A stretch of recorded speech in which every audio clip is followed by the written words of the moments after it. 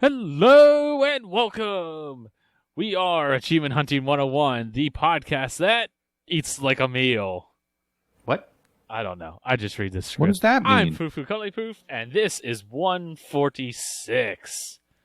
Joining me tonight is the normal crew of Corey. Hello. Big L. Hello. And Nate. Hello. I don't know who wrote that intro. That was not me.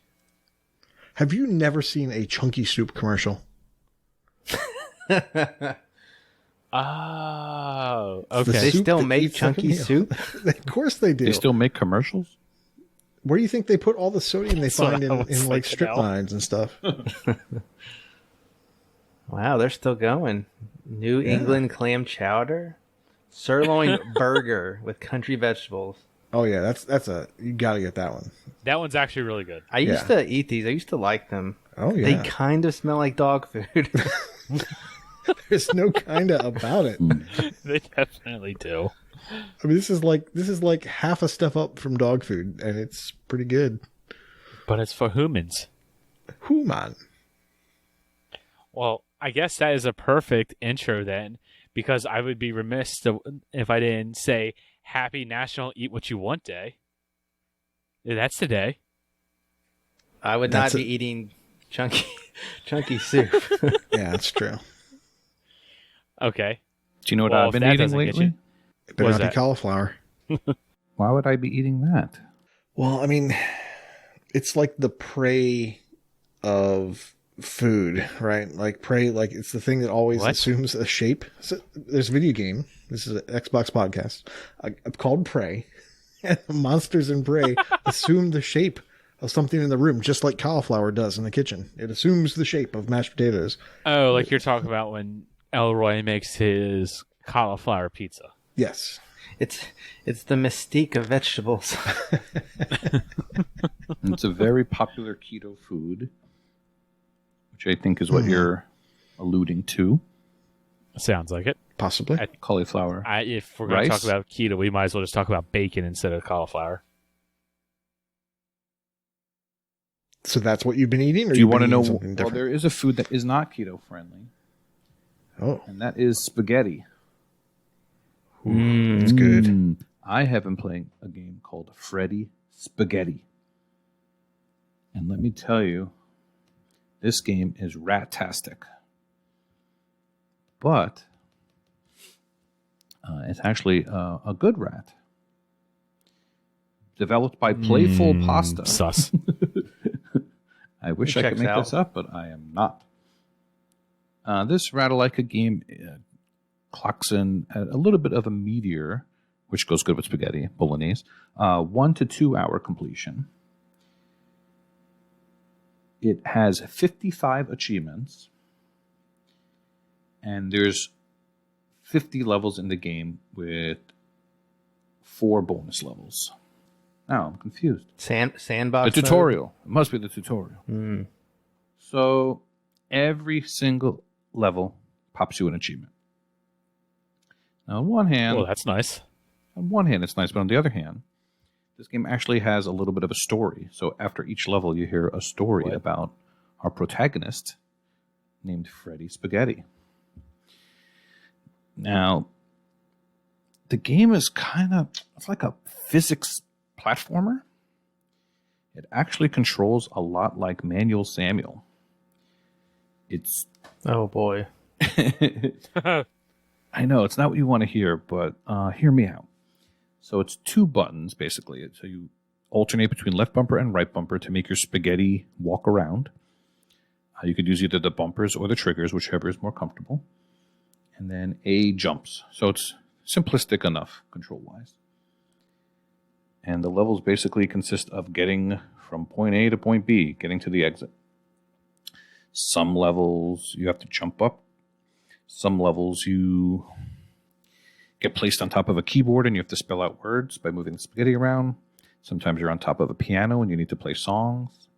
Sometimes you're in a Frogger-like level and you need to cross the street and get past all the cars.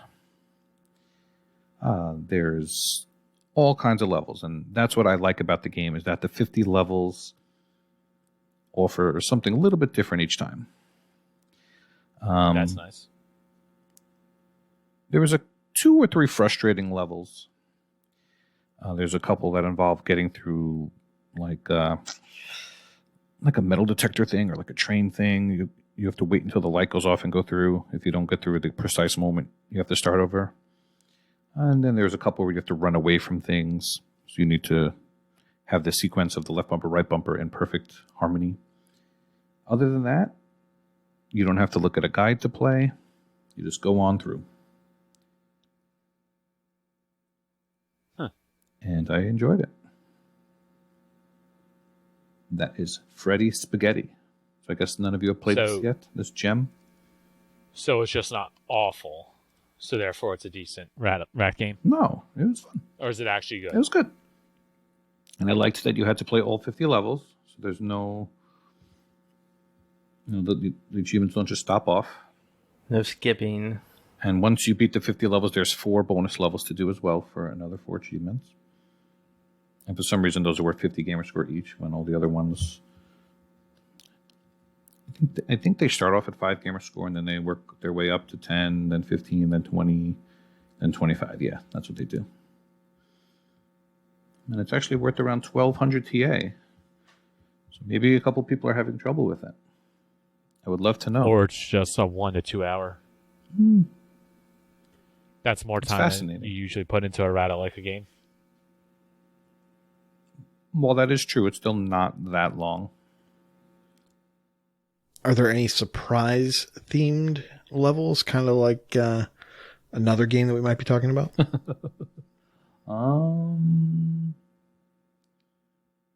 I get to play in a certain Office-based TV show at all? As Spaghetti? I'm trying to remember. I'm gonna say just kind of generic. I'm gonna say maybe. Okay, We'll say maybe. Way to commit to that. You like that answer? Sorry. Is it like the sorry to I rain am in your bread? parade. Is it like the rattle like a I am bread? That is also a very non-keto food, but I have not played. There's keto bread. I have not. You're better off drinking water. I have not played that game. I am bread, so I don't know. Supposedly, when the game came out, it was labeled as a puzzle game. And Mental Knight, scoundrel, he got it removed. So he actually mentions I am bread, and he claims it is just a platformer, and so that is now what it is classified as. Well, thanks, Mental. I would say there are instances in which you have to figure stuff out. We'll say that. So that's where the physics comes in. You need to jump at certain lengths. You need to jump. You need to jump with your spaghetti. That is a physics. But there's a story. There's some cutscenes in the beginning, and after each level, there's some dialogue about your adventures. I'm kind of wondering, because the game is classified as 1 to 2 hours. You have almost 3 hours in it. Not say anything about your gameplay. I'm thinking you watched whatever cutscenes were there, and nobody else did. No. Okay. As a matter of fact, no. I would be honest. If it took me a while, I showed this game to my children, and they played through the first levels, so they enjoyed it as well. But I don't think most kids would be able to get through more than the first few levels. They get a little bit tricky towards the end. I'm a little confused on the controls. You said it's basically a 3-button game? Yes. So there's no like turning the camera or anything? No.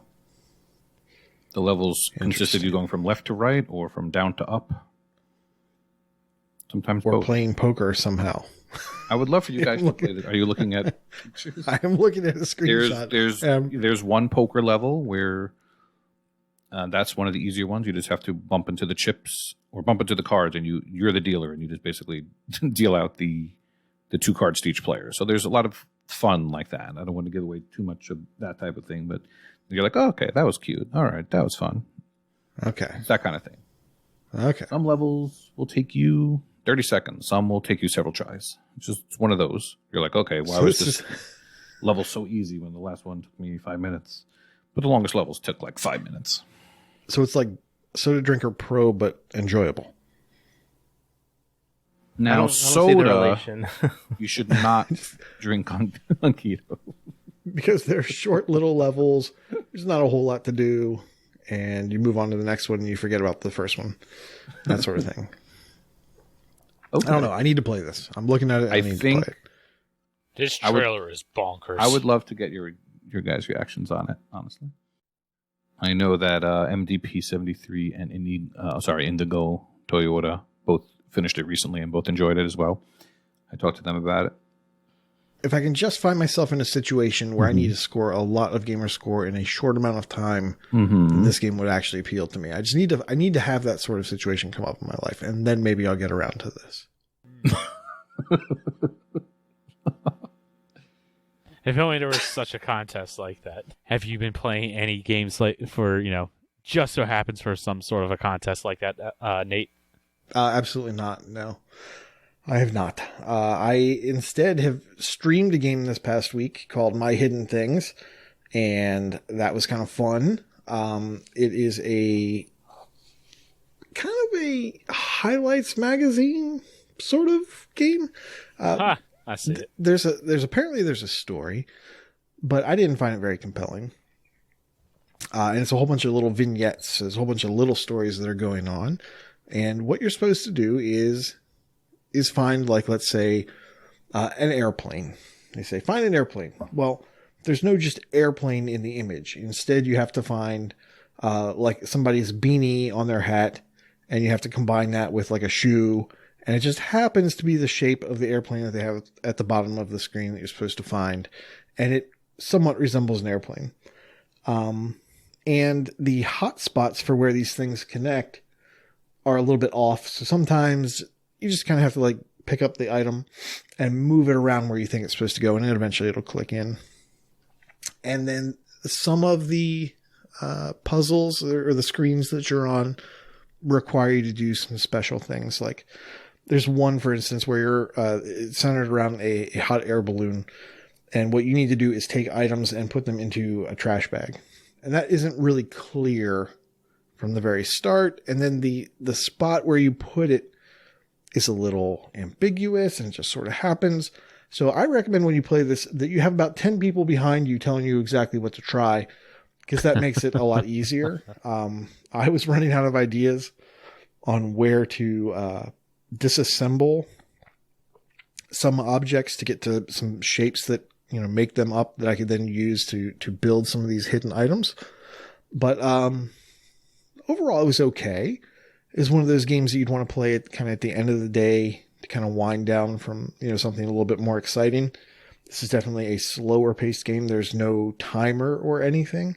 One of the drawbacks is if you take a break and you leave the puzzle, when you come back to it, it doesn't remember any of your state. You have to do it all over from scratch. Oof. Yeah, that part's not great, but it's okay. I mean, because I guess that kind of lets you kind of remember, do it, have a do-over, a full do-over. And that was actually helpful on one or two levels. Yeah,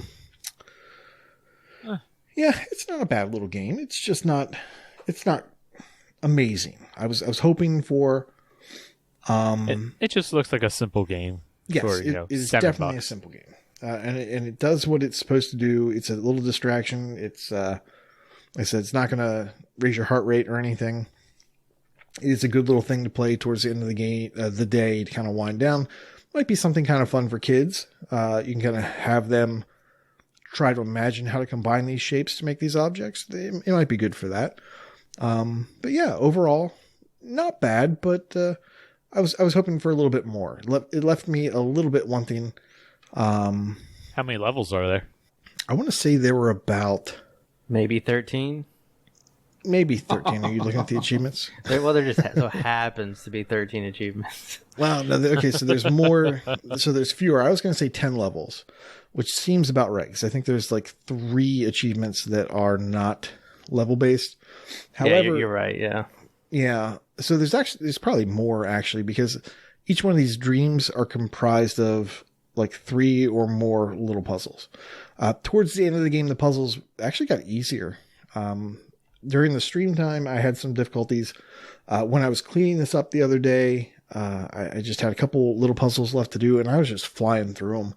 So I don't know why that is, but I ended up just flying through them. One thing to note that is a little, I don't know, I lost the word.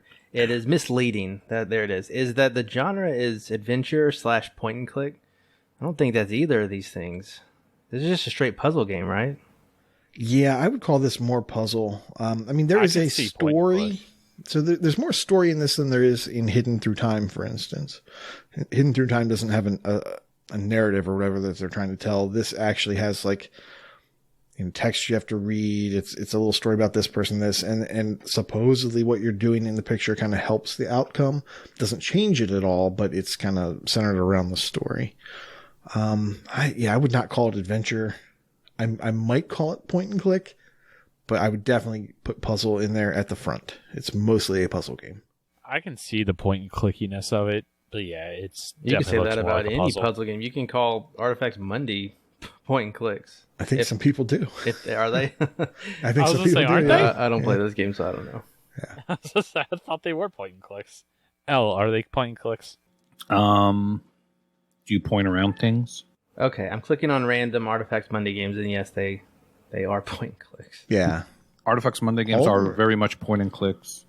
I can get the adventure in those, and the point and clicks. This other one, though, is just a puzzle game to me. Do you know what My Hidden Things is not? What's that? Colorful.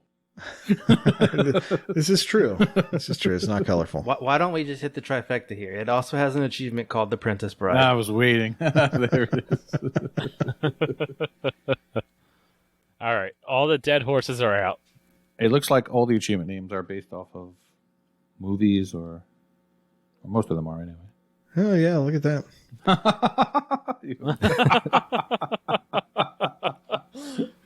Except for My Hidden Things. I've never seen that movie. Suffragette.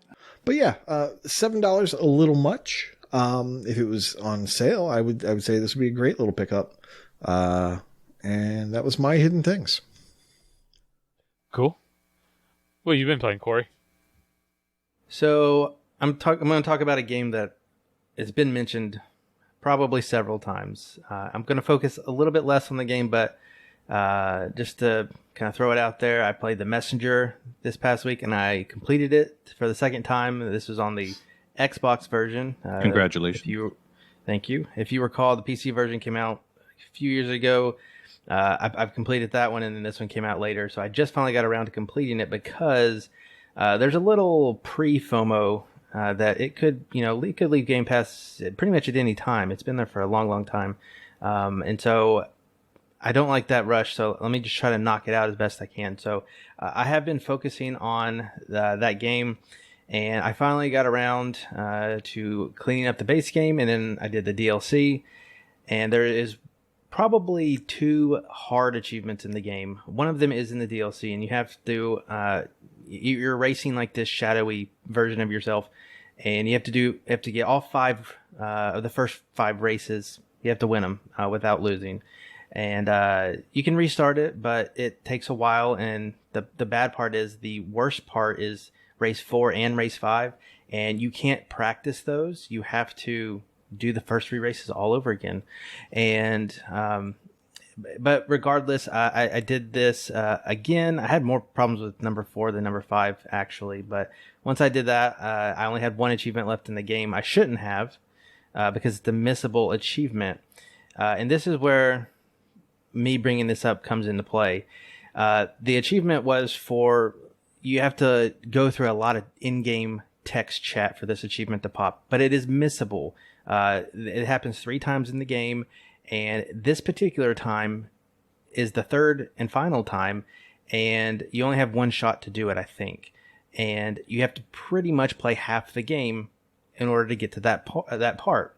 When I stopped playing this game a long time ago, I must have got to that halfway mark, and I stopped, and somehow I missed it. So I had to go back and do this game. Well, this past weekend, we went to my mother-in-law's house. She's a couple hours away.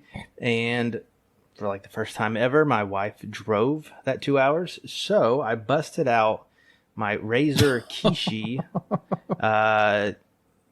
Jordan usually drives? No, I usually drive. And so I had like 2 hours to do whatever I wanted. Anyways, I pulled out the Razer Kishi, and I've talked about it before. I cannot recommend this enough. I know you can get the controller add-ons for XCloud stuff, but this thing has to be way better. There's no Bluetooth lag, whatever that may be, even if it's minimal, and it just feels good in the hand. Not as good as a controller, but it's still really good. Regardless, the point of the story is I played the game on my phone, on the drive, so through the interstate, with minimal problems. Of course, there was instances of lag a couple of times, and the game quit out, and I just kind of got right back in and kind of went to it. But I kept on playing, and it was fine enough. And then when I got to I didn't get my achievement in that time. But by the time I got to my mother-in-law's house the next day, I kind of played because there's not much to do up there, and I died. And I was playing on New Game Plus, and I didn't know that on New Game Plus, if you die and you get revived, it uses this currency you keep picking up. I did not read that subtext, and when you run out of that currency, it erases your save basically and starts you back at the beginning. And I was already very close to my achievement. So I had to do the entire thing again. I did it much faster this time, and I was much more careful. But I had no problems using my phone throughout most of this time. And in fact, I didn't get it while I was at my mother-in-law's house. And when I got home, I said, I'm going to finish this game. I had like the last boss to do. I'm going to finish this game on my phone. So I sat on my stairs with my phone, and I played the rest of the game until my achievement, and it was absolutely perfect the entire time. So this gives me 100% faith that streaming games is entirely plausible. For sure. If I had to do this entire game, I think I could have did the entire completion on my phone. And I think that says something, because this is it can be a very tight precision platformer. And I was not sold on XCloud. I thought it was cool and it works in some cases, but this sold me playing the Messenger on it without having really any problems. Of course, you have to have good network connection and stuff like that. But I don't have, super fast internet, but it's decent, broadband or whatever. But it worked, and I was super impressed with it the entire time I tried it out with the Messenger. Previously, I never did anything that needed, quite precision or something that would kill me very quickly, like the Messenger can. I always use it for like very slow games, turn-based chill games kind of thing. So yeah, XCloud Messenger, it was a great experience. Is that your first good gaming experience with XCloud? Because I know you've talked about it before, and it's always been very meh at most. I played Undertale on XCloud, but again, that game is not intensive enough to warrant anything. Like, you could probably lag and not even know it at times, especially if you're just reading. This was the first one that I felt like I was actually playing a game through the phone, and it was fine. I played that racing game. It's on Game Pass, Hot Shot Racing, maybe. I can't remember. I did not have a great time with that. I could barely finish one race last time I tried it. And so that I was kind of skeptical that it would work. I actually brought my Surface to play some Windows games as a backup, but I stayed on my phone and played the entire time. Well, being able to drive through 2 hours through all kinds of different cell phone coverage, that just shows that XCloud has gotten significantly better. Yeah, so I would agree. That's cool. All right, so I have questions about this here. Shoot. My only real experience with this type of thing is Gears Pop, in which if you went from a Wi-Fi connection to losing the Wi-Fi and going to your cell phone coverage, the game would disconnect. Or if you went from this the 5G to the Wi-Fi, same thing. So there's no worry with the XCloud that... Well, to circumvent that, because I can't exactly answer your question, I almost stay on my cell phone. Turn off the Wi-Fi? Coverage the entire time. Yeah. I got enough stuff clocking up my my bandwidth. I don't need my phone to do it too. So if you hit a hiccup where you lost internet access, would the game crash, or is there a possibility you could lose an achievement because of that? Do you have any idea? At least with the messenger, it popped me right back where I left off. I didn't even have to go to the title screen. If it was like, so you know what I'm asking. Game right? crash, come back in. I mean, it tends to stutter and like just kind of lag real hard. It says that it's losing connection, and then you try to you can click retry to try to get connection again. Yeah, it doesn't like kill your game immediately. It suspends it. Yeah. I think it's along the lines of as if, your controller ran out of batteries or something like that. Yeah, exactly. That's a good comparison. Okay. And what would happen if your phone died? It would probably just kill the save. Yeah, I would imagine. Go back to whatever the last save is. I mean, I'm not I've had exactly games. sure. Yeah, I've had games where I've lost connection and I relaunch the app and I go back in and it lets me continue where I was. So I think there is kind of like a session time out that'll let you rejoin before it kills it to free up resources. And at that point, it would be the same as going to your dashboard and turning it off. Right, because as I understand it, I mean, you're essentially turning on an Xbox One somewhere, and after that session, you don't have any connectivity to that session for so long, it just turns off that console, Yep. Right. And that's my understanding. Okay, thank you for that. Have you been able to try it? Go ahead, Kenny.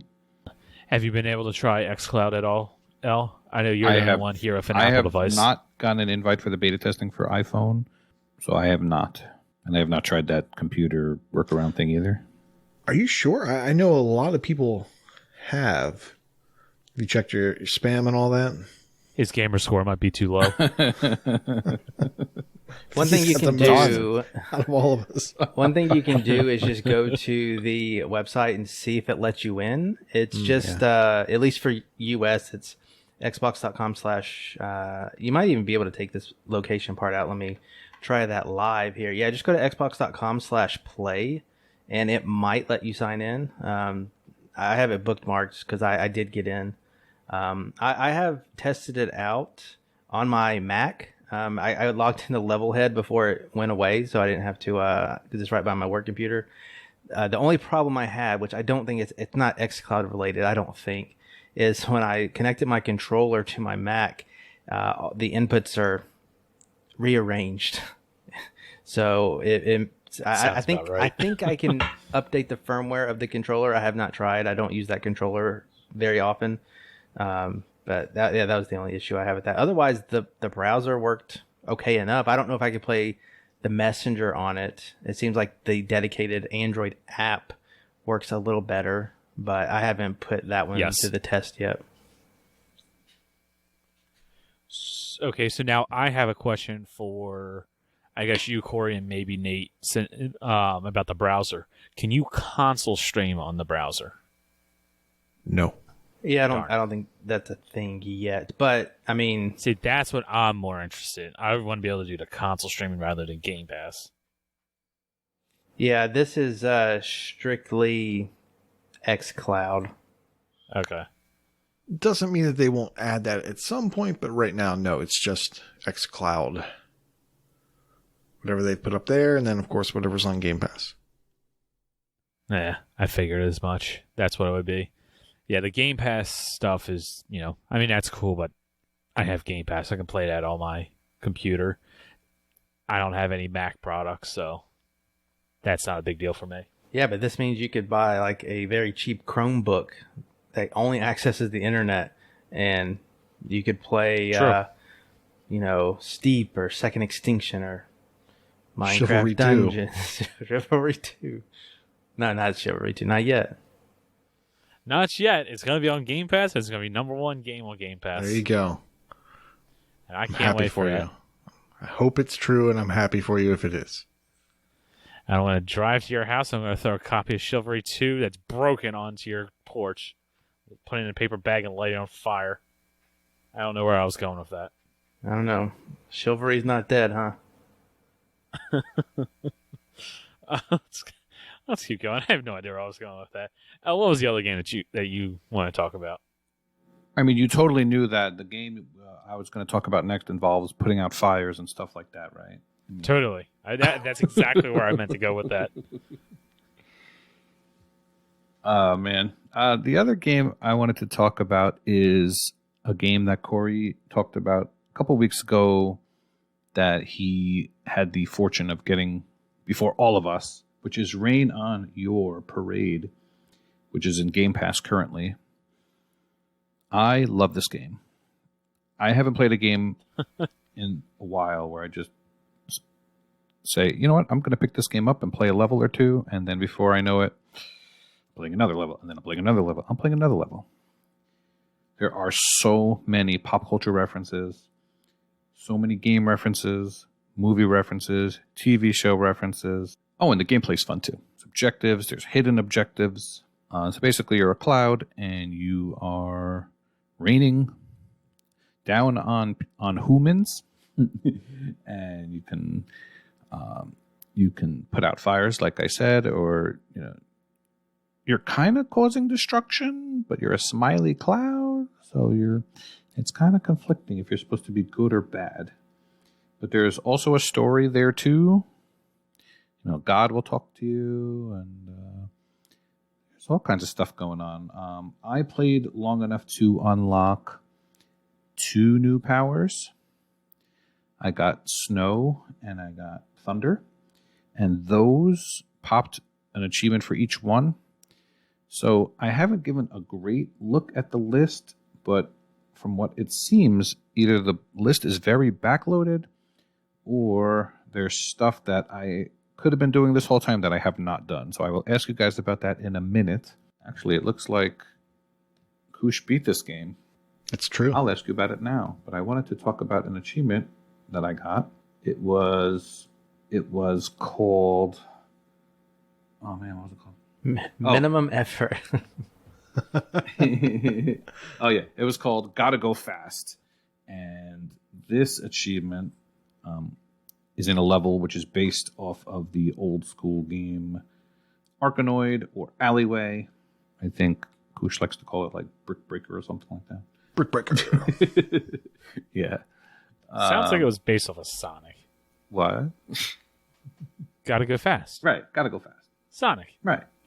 So basically, the achievement for that is to get the ball moving over 200 something miles per second. MS. I don't even know. But basically, you figure out that you put down the snow, and then whenever the things go on the snow, they go fast. So that was a fun achievement. But yeah, I guess I'll ask now. So what's up with this achievement list? Because I've been playing... Yeah, look at my Xbox counter here, Corey. It says I've been playing this for 16 hours. I don't think so. 16?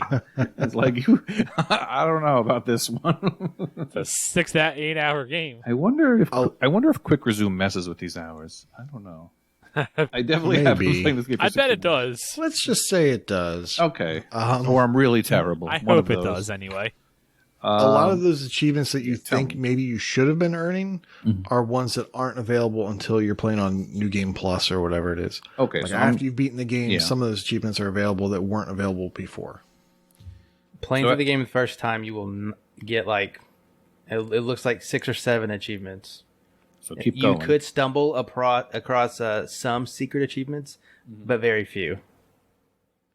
Yeah, this was the only one that was not for just progression of gaining powers that I got. That seems about right. I mean, I stumbled across 1 or 2 secrets naturally, and then 1 or 2 maybe not naturally.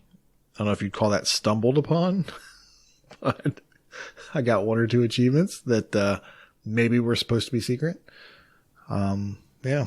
So in other words, you looked them up, and they could have been secrets, but they weren't? Well, Okay, that's fine. I'm just curious. It doesn't sound like anything's really missable, right? So I'm just playing. I don't think anything is missable. No, I don't think anything's missable. The only thing missable is the exploit that That's what I was going to say. some of the harder achievements had at the game's launch that have since been patched. That's what I was going to say. Yes.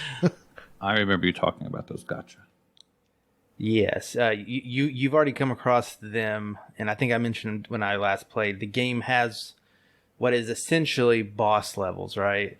And once you do the New Game Plus, like there's achievements related to basically doing them perfectly, and there was a little cheese where you could just start it and basically exit out of the level, run out of rain, and you pop them for whatever reason. I think they fixed that, so you have to earn them how they're supposed to be earned now. Are those the levels where you just get points? I don't think so. No, No. these levels Are those levels? these levels you can actually quote unquote die. You can take damage. I don't or think I've whatever. seen any boss levels yet. No, those points levels, you just get points and you're done. Those are pointless. Yeah, exactly. Okay. I was wondering about those. I didn't see any achievements attached to doing well in those. Yeah, there's not. You don't have to worry about that. I'm surprised if you haven't seen one of those levels, especially after unlocking 2 abilities, because there's only one more ability left. Don't think I've seen any bosses. Like I think all of these levels that I'm referring to, they have turrets. So have you seen any turrets? That's one of those levels. Oh, That's what I refer to as a boss level. Because they're the only thing in the game that can actually hurt you. By hurt, they take away some of your rain. Your water. Okay, yes. There has been a couple levels like that. There's one in a pool where things are shooting at you, where you're going around the pool. Yes. And then there's one. They pretty much they want you to do all of those levels within a time limit and without getting hit. And there was something called I keep wanting to say Cosmo Canyon. I think that's Final Fantasy. That is definitely Final Fantasy VII. There's definitely a canyon level where you have to go through and not get hit by the turrets. But those are the objectives anyway. So the idea is to do them all in a row without getting hit? No, just to do them without getting hit and do them quickly. Okay. I look forward to keep going with this game. Do you have more to add, Koosh, having completed it? Not really. I enjoyed it. When I was done with my first playthrough, I was pretty much done with the game. Probably because I did it in a short amount of time. If I had been chipping away at it, maybe I'd be happier to spend more time with the game. But when I kind of zipped straight through it, I was just like, okay, I'm done. I get it. It has a samey quality, I suppose. Yeah, It's like good enough that it's like, oh, I want to keep playing the levels. I want to see them all, and you start to get to the end. It's like, okay, now I kind of want this to be over a little bit. yes, That makes sense. And then That's you're like, why aren't these achievements popping? It's like, okay, you got to go to New Game Plus mode, which is not clear, and you have to redo them. Some of them, you don't got to do all 50 levels, but yeah. You don't have to do the entire game over again from scratch. You can just go straight to the levels you need, and work on the stuff you need for your achievement. All right. I did enjoy the office level. I think I got. there's a lot of really pop enjoyed. culture, like you said, and then I don't want to give away anything. I want to talk about it. I don't want to give it away. It's so much fun stuff. I spent way too much time on the credits. I spent Oh. way too much time on the credits. Did I tell that story on the podcast? I'll tell the story. Anyway. No. I think No, I you might don't have, think you but if did. I didn't, on the so on the credits screen, which you can access right away, you don't have to beat the game. There's this hidden path. Do you know about what I'm talking about, Koosh? Yeah, I think I was the one that told you to go do it. Okay, you might have. So on the TA Facebook page, people were like, "Oh, I completed the game," and I was messing with them. I'm like, "Dude, you got to go to the credits page." And this one girl's like, "I already installed the game. Should I reinstall the game?" I said, "Yeah, you have to." This poor girl reinstalled the game just to do the credits level, and where you is basically this like a spoiler that you don't want to? no, it's not a tell? spoiler. I didn't do it. There's just a Is it just better to see? There's just a hidden hear about? path where you find something at the end of the path. There's no achievement. No, they're achievement. basically trolling you when you do it, and Elle was trolling them vicariously. I don't know. I thought like- it was a fun level. Yeah, but it's a fun little sandbox that you can do, and I kept doing it to see if I could get something cool out of it, and no, there's nothing I have another super question, cool. which I don't know if it's a spoiler or achievement related or not. But is there any significance to that little dude that holds up the I Love Cloud sign? Who's everywhere? Yes. Well, I don't know about significant. He/they relate to an achievement. So Okay. you will want to pay attention to them. Yeah, other than the achievement, I don't think there's a Isn't- significance. No. Well, that's a significance. It's actually an achievement for FuFu. They call them. They call them. albino. They call them fanboys, like because they're like cheering their cloud on or whatever. And so the achievement's called fan service. Oh, yeah. Oh. Oh, so that's fan service. Yeah, that's totally fan service. Finally, the That's code totally has it. been cracked. Seriously, how did my name get attached to fan service? You tell me. I don't know how my name got stuck with. All right, why fan don't you service. Google fan service and let us know how that happened? I know what fan service is. Oh. I just don't know how my name got attached to it. I blame Nate. I'll accept that blame. Good. Thanks, Nate. Mm-hmm. Just blame I'll accept a segue into what the next game you've been playing too. Yes, I'll be very quick. I talked about it, I think, a week or two ago in sales, Tawaga Among Shadows. I said, Bless this you. looks like a fun game. To make up for the lack of color in my hidden things, Tawaga is super colorful.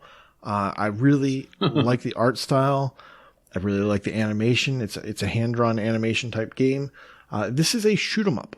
A lot of times you're just in the center of the screen and you are using the right stick just to like direct your energy beam that you're using to kill bad guys.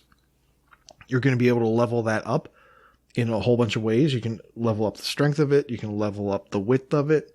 You can level up your health regen, your mana regen. You get special attacks you can do that are spells. You'll get more as you progress through the game, and they'll do different things. You can level up those spells individually as well to make each one of those more powerful. There's one that petrifies everything on the screen, one that kills things and gives you a little health back. Every now and then there's a level where you will kind of like boost off from where you're standing in the middle of the screen. And now you're flying around in the sky, and it's basically a twin stick shooter at that point. And I love twin stick shooters. This game is really fun to do a little bit at a time, and it's got that just one more-ness to it. It really reminds me of a game that I enjoyed called The Bug Butcher. And I think I mentioned that before. I'm sure I mentioned that before. It was on Game Pass, and I just really love that game because you could go in, you could just do one level a day, 2 levels a day or whatever. Just a great little game to just kind of pick up and put down. And that's really where this game fits for me. I had a great time with it. I could not stop playing it.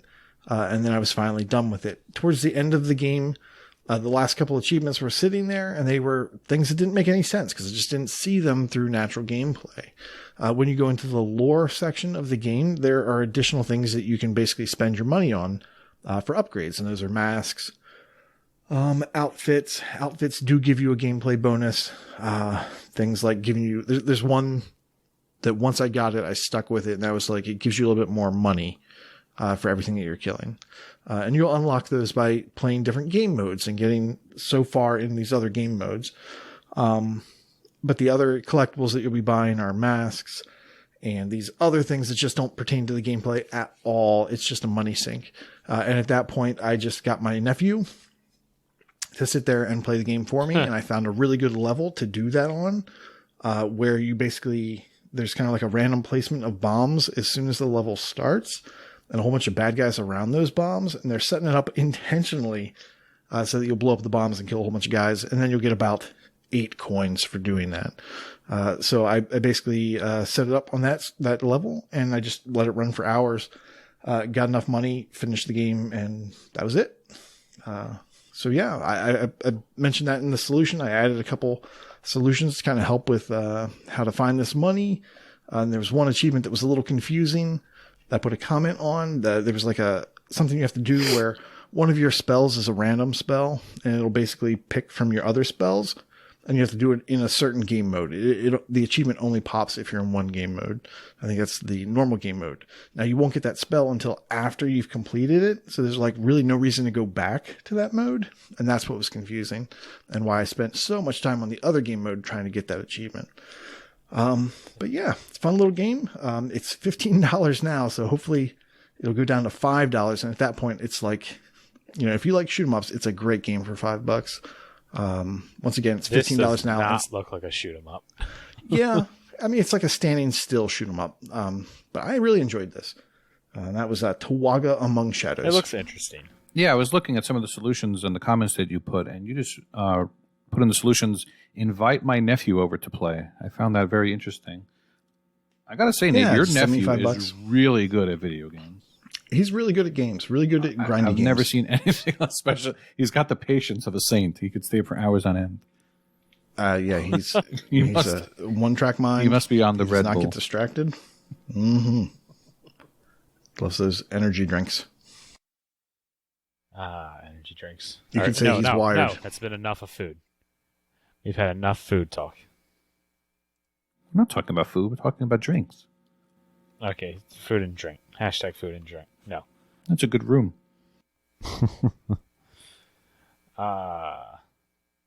Corey, did you want to give your last game?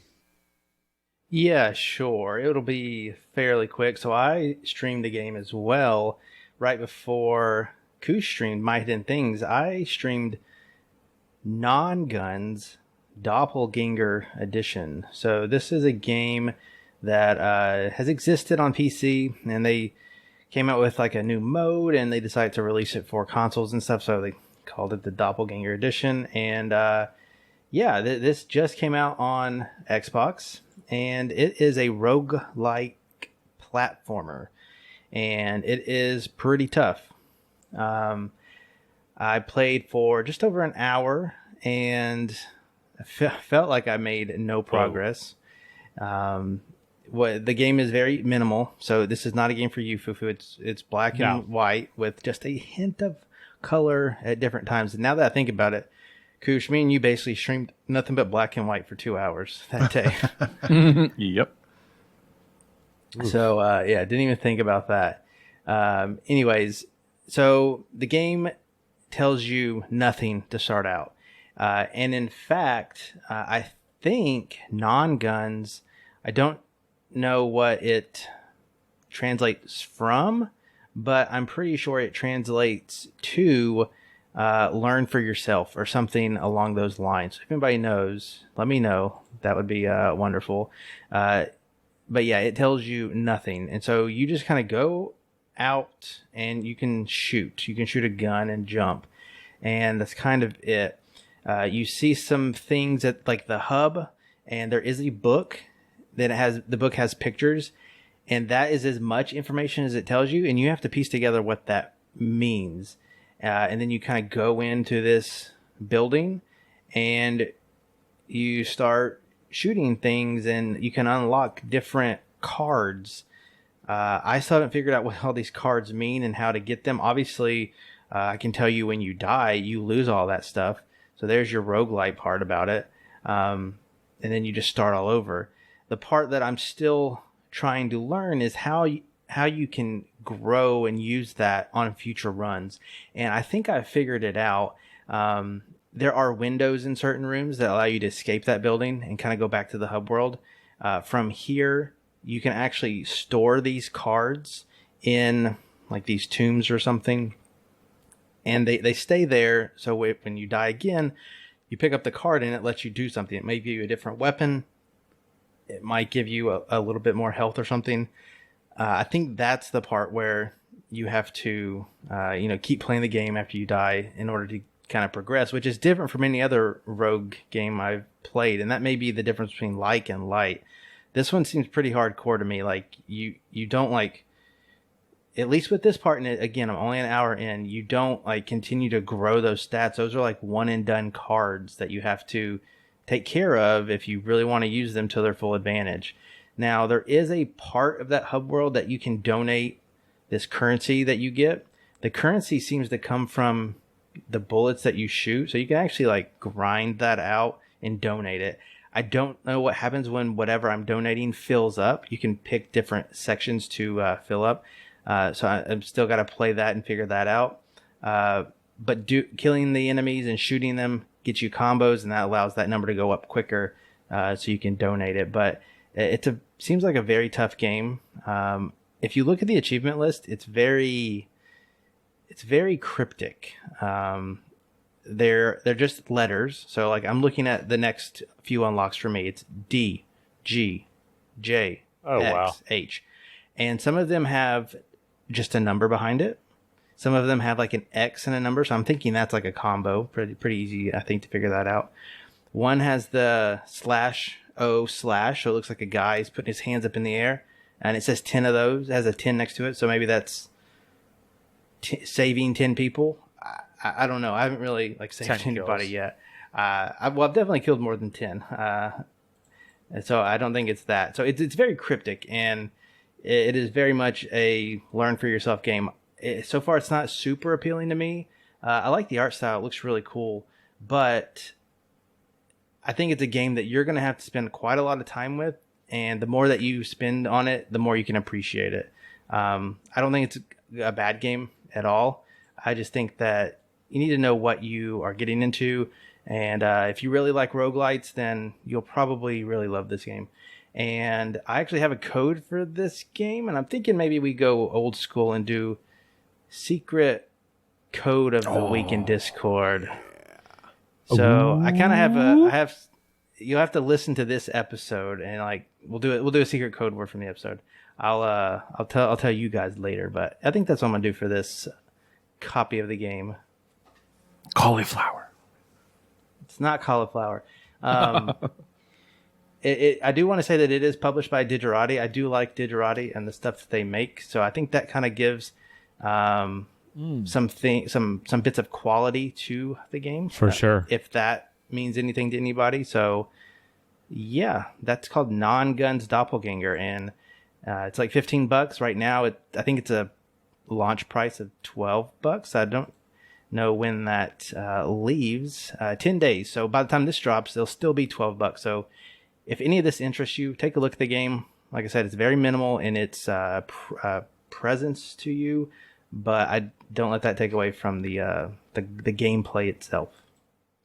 So you'd say it's a real humdinger. Sure. A slobber knocker. I did some Googling, and I found a Steam guide for it. And the name of the Steam guide is called "What the Hell Am I Doing in This Game?" A guide and hack. Look at that. So perfect. I couldn't find a translation, though. Some of the spelling I'm seeing, there's an umlaut on the U.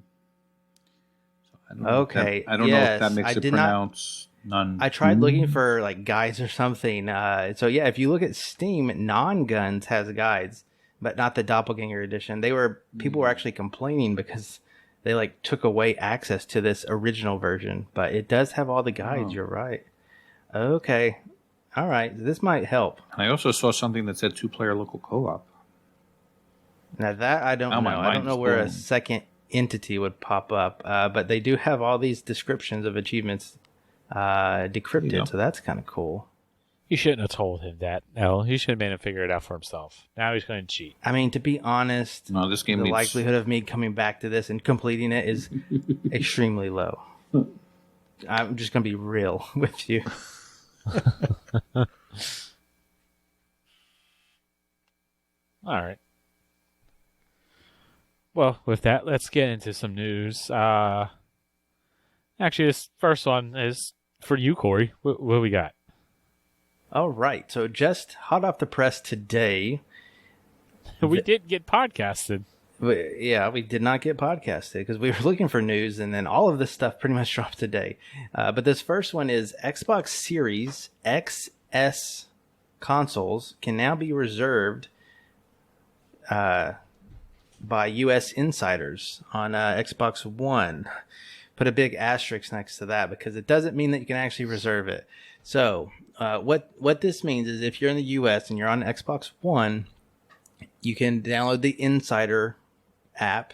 It's a free app. I don't think you have to be invited or anything like that. You can just sign up for it. And there is that's where like preview stuff comes and you can opt in for it. Well, there's this program called Console Purchase Pilot. And what they're doing, Xbox that is they're trying to make it easier for people to get consoles, these new consoles, by signing up for the program. And I think their gist is kind of how you pay for that and and how the process works. So they're testing it out, and if it works, it'll go, wider scope. But from what I can gather, because I did sign up for the program, I am in search of a Series X. But what they're going to do is, if you are selected, they'll send you an Xbox message, and you'll have a certain date range to go and, purchase your console. It doesn't mean that you're like opting into the program. Doesn't mean that you are saying yes, I'm going to buy it. But once you decline it, you won't have the opportunity again. So there is that, based off what I can see in the terms. Something that is a little vague is if you get to pick which one you get. Now, it's just an opt-in program, so I haven't said what I want or anything like that. I just said, yes, sign me up. And it says here in the fine print here is that you'll receive that notification via an Xbox dashboard message. If you would like to purchase the console that has been reserved for you, you must purchase it through the Xbox store via the console by the date specified, like I said. It says only the specific console type, S or X, that has been reserved for you can be purchased. No substitutions. So I don't know if that means like they will randomly say, we have reserved an S for you.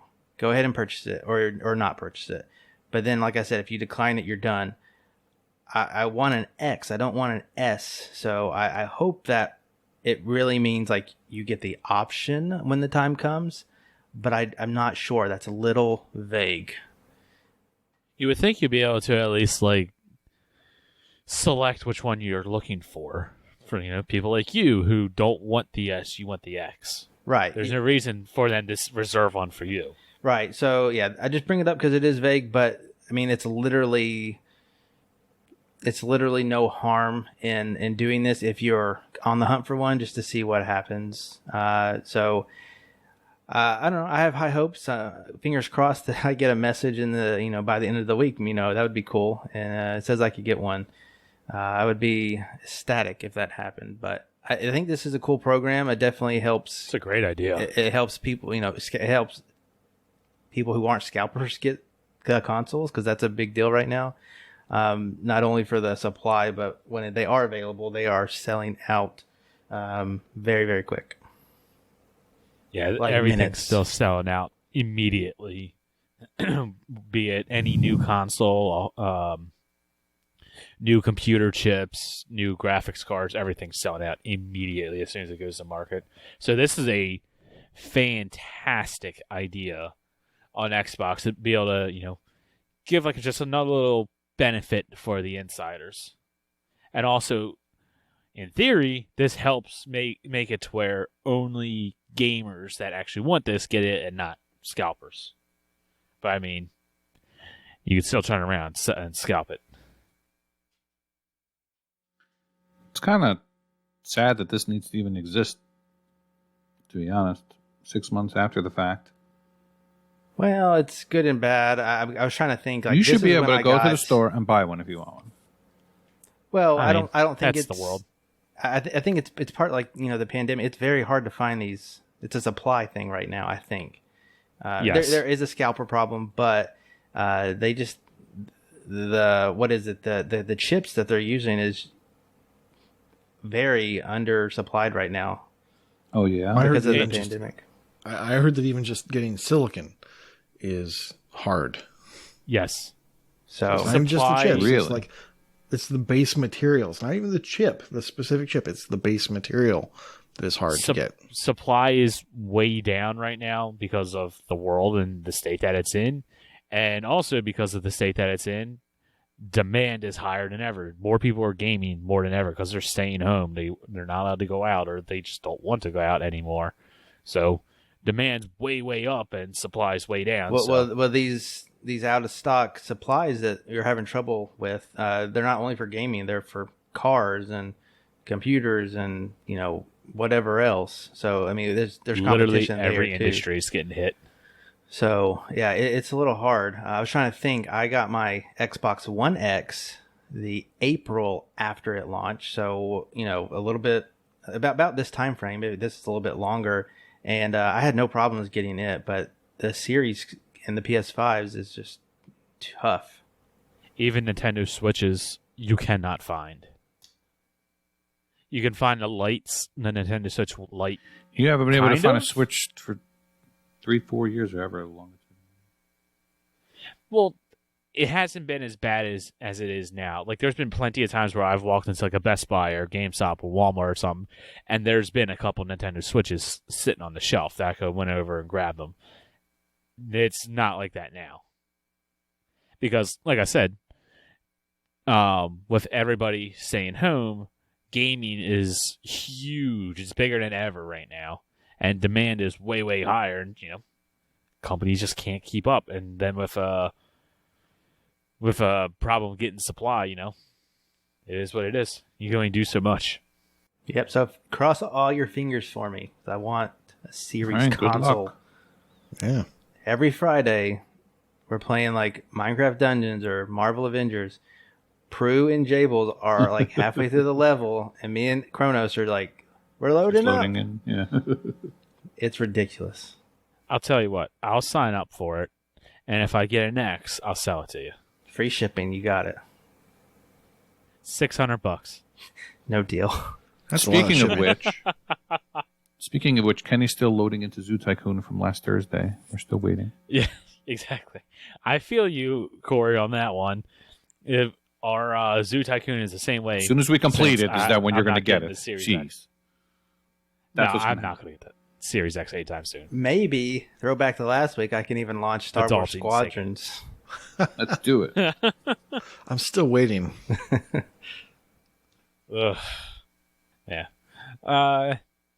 Nate, why don't you take the next news story? Sure. So apparently for definitely Game Pass Ultimate people or Game Pass people, there is a new rewards quest. And it hasn't been confirmed that it's for everyone, but the people that seem to be Game Pass people. There's one of these 10,000 gamer score challenge for 10,000 Microsoft rewards points again. Now, the last time this was out, people who were really quick to get those actually got double the points. I'm pretty sure Microsoft's not going to make that mistake twice. And I think some people have already tried. And I think if they had gotten their 10,000, we would have heard, because it's so easy to get 10,000 gamer score these days with all these zits and such, especially now that they're coming to PC as well. Very easy to get 10,000 if you want and you have access to those games. It's not really worth it to go buy them to hit 10,000, but I got 20,000 before they announced this just for me. So no thanks to Chewie or Vulgar.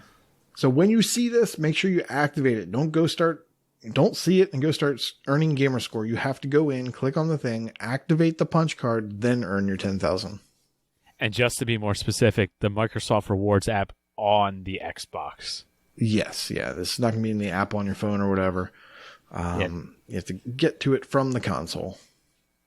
Yes, start it, then earn achievements. And 15 minutes after you're playing those Zits games, you should have $10 in Microsoft Rewards. Yep, and just to confirm, it does end the end of May, so exactly 3 weeks from day of recording. So you're already behind if you're just now hearing about it. Yeah, but still, it's easy to get 10,000 gamer score these days. All right, and Elle, you take the third and final news story because I know this is one that you are excited for. Yes. I will not be able to do this justice. I am old.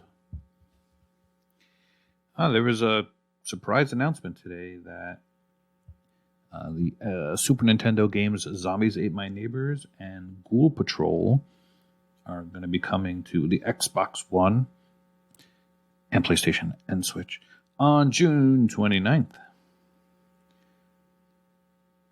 The trailer was pretty funny because it was mostly Zombies Ate My Neighbors, and there was one quick shot of Ghoul Patrol. Most people don't even know Ghoul Patrol, which is technically a sequel. But some people don't know either of these games. It's okay. Hopefully, we'll learn you. We'll learn you, boy. Zombies Ate My Neighbors was Konami, and Ghoul Patrol was Japan Victor Company. What? JVC. What? JVC. I never knew that's what JVC stood for. Now I do. Okay. I definitely know that logo. I've never heard of that. So, yeah, it's a 2-player classic game, classic soundtrack. Basically, you go around in what is basically a horror movie, and it's got all the horror tropes. There's monsters, there's cheerleaders, there's tourists, there's giant babies. There's all kinds of crazy stuff. Yeah, that horror movie trope of giant babies. Yeah. Malls. Giant baby in the mall. Absolutely. So the one negative on the game is that it was always very hard. There was passwords back in the day. You had to write down passwords on a piece of paper to save your progress. It was not a battery backup game. So the trailer made mention of the fact that you could save your game, which I assume means save states. I assume and hope that there's rewinds and save states. Otherwise, this is going to be a tough time. But yeah, I was excited for it. Did they have 2-player co-op back then? Yes. Okay, so that's not a new feature. You sat on a couch with either a sibling or a friend. Wow. What a concept. And you could play as Zeke or Julie, a boy and a girl. And they are also in Ghoul Patrol, but it looks like Ghoul Patrol was supposed to be an unrelated game, and then they slapped the Zombies Ate My Neighbors people on it to try to sell well, and it did not. No one even knows about this game. If they had called it Zombies Ate My Neighbors 2, maybe it would have done better. I mean, probably. But we'll see. Hopefully it's got a good list and a good price, and Vulgar is excited because I guess since there's 2 games in there, he thinks it's going to be considered a collection game, so he's excited. Well, speaking of Zombies Ate My Neighbors and Vulgar, he asked us a question. He said, with the release of Zombies Ate My Neighbors for Xbox, what other 8, 16, or 64-bit classics would you like to see re-released? And then he kind of gave us a little bonus for me and Corey that if we can actually name anything that's not first-party Nintendo. So I had to do some thinking, and I had to do some looking. But if I had to give a game, I have a 64-bit game that I would like to see re-released. And honestly, it's just because I would like to play this game again and earn more achievements because I really enjoyed it. Forza Horizon 4. Oh? That would be my game. Explain. What? So if you look over on TA, Game Information Hardware, 64-bit. I get it. Hardy har. You're fired. That would be my game.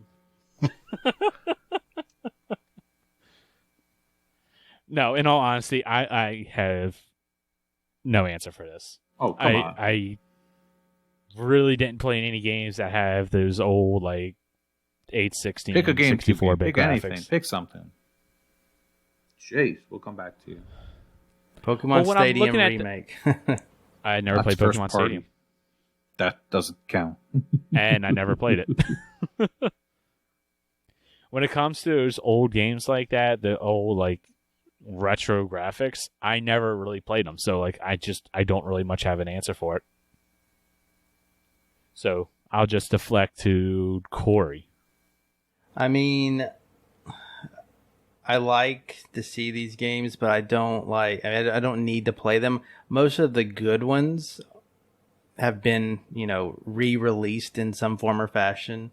And I played the NES. I played the SNES, but I was really more of a Genesis kid.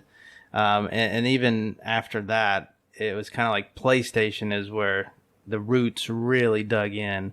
That's where I started. So if I could pick a PlayStation game, I would, but I would probably lean back and go to a Genesis title. And I found two that I can remember playing, and that aren't first party or whatever. And I think even one, I know one had like a 360 release, but the Earthworm Jim games, would be those. And like, I don't really need it, but I'm just kind of saying it for the sake of the question. But if you just gave me, I guess, a new Booger Man, I guess I'd probably try it out. I don't think I ever beat that as a kid. Well, Earthworm Jim did have an Xbox Live Arcade release. And it was notable for being extremely difficult. You had to beat the game without dying. I don't think I ever beat that one either. It's hard enough to beat the game as it is, and to get to beat it without dying, and then beat it under a certain time threshold too. So there's 2 impossible achievements, from what I remember. Booger Man was great. Yeah, I knew you would play that. Interplay. I'm wondering if Booger Man was ever a Koosh game. I was aware of it because back in the day, there used to be these stores called rental stores. And so you'd go in and you'd rent a movie. And then they eventually added video games, and that was when they were awesome, because you'd go in there and you'd see every Nintendo game or whatever just sitting on the shelf. So you would see Booger Man, and maybe you didn't have that system or whatever, but you could come into contact with all these games. You don't want to come in contact with a game called Booger Man. But yeah, I don't think I ever played it. I was aware of it though. Well, what game would you like to see re-released? Well, seeing as how I didn't read the question all the way to the end, I said Super Metroid, because obviously, but that is first party Nintendo. So at that point, I would then pivot and say, well, easy. I would go with Mega Man X. Well, you can pick a first party Nintendo. It was just bonus points if Core I could name a game that wasn't first party Nintendo. Yeah, no, I would be happy with either of those, because I played them multiple times on the SNES. Well, we have Mega Man X. Well, yeah, but need to play for achievements.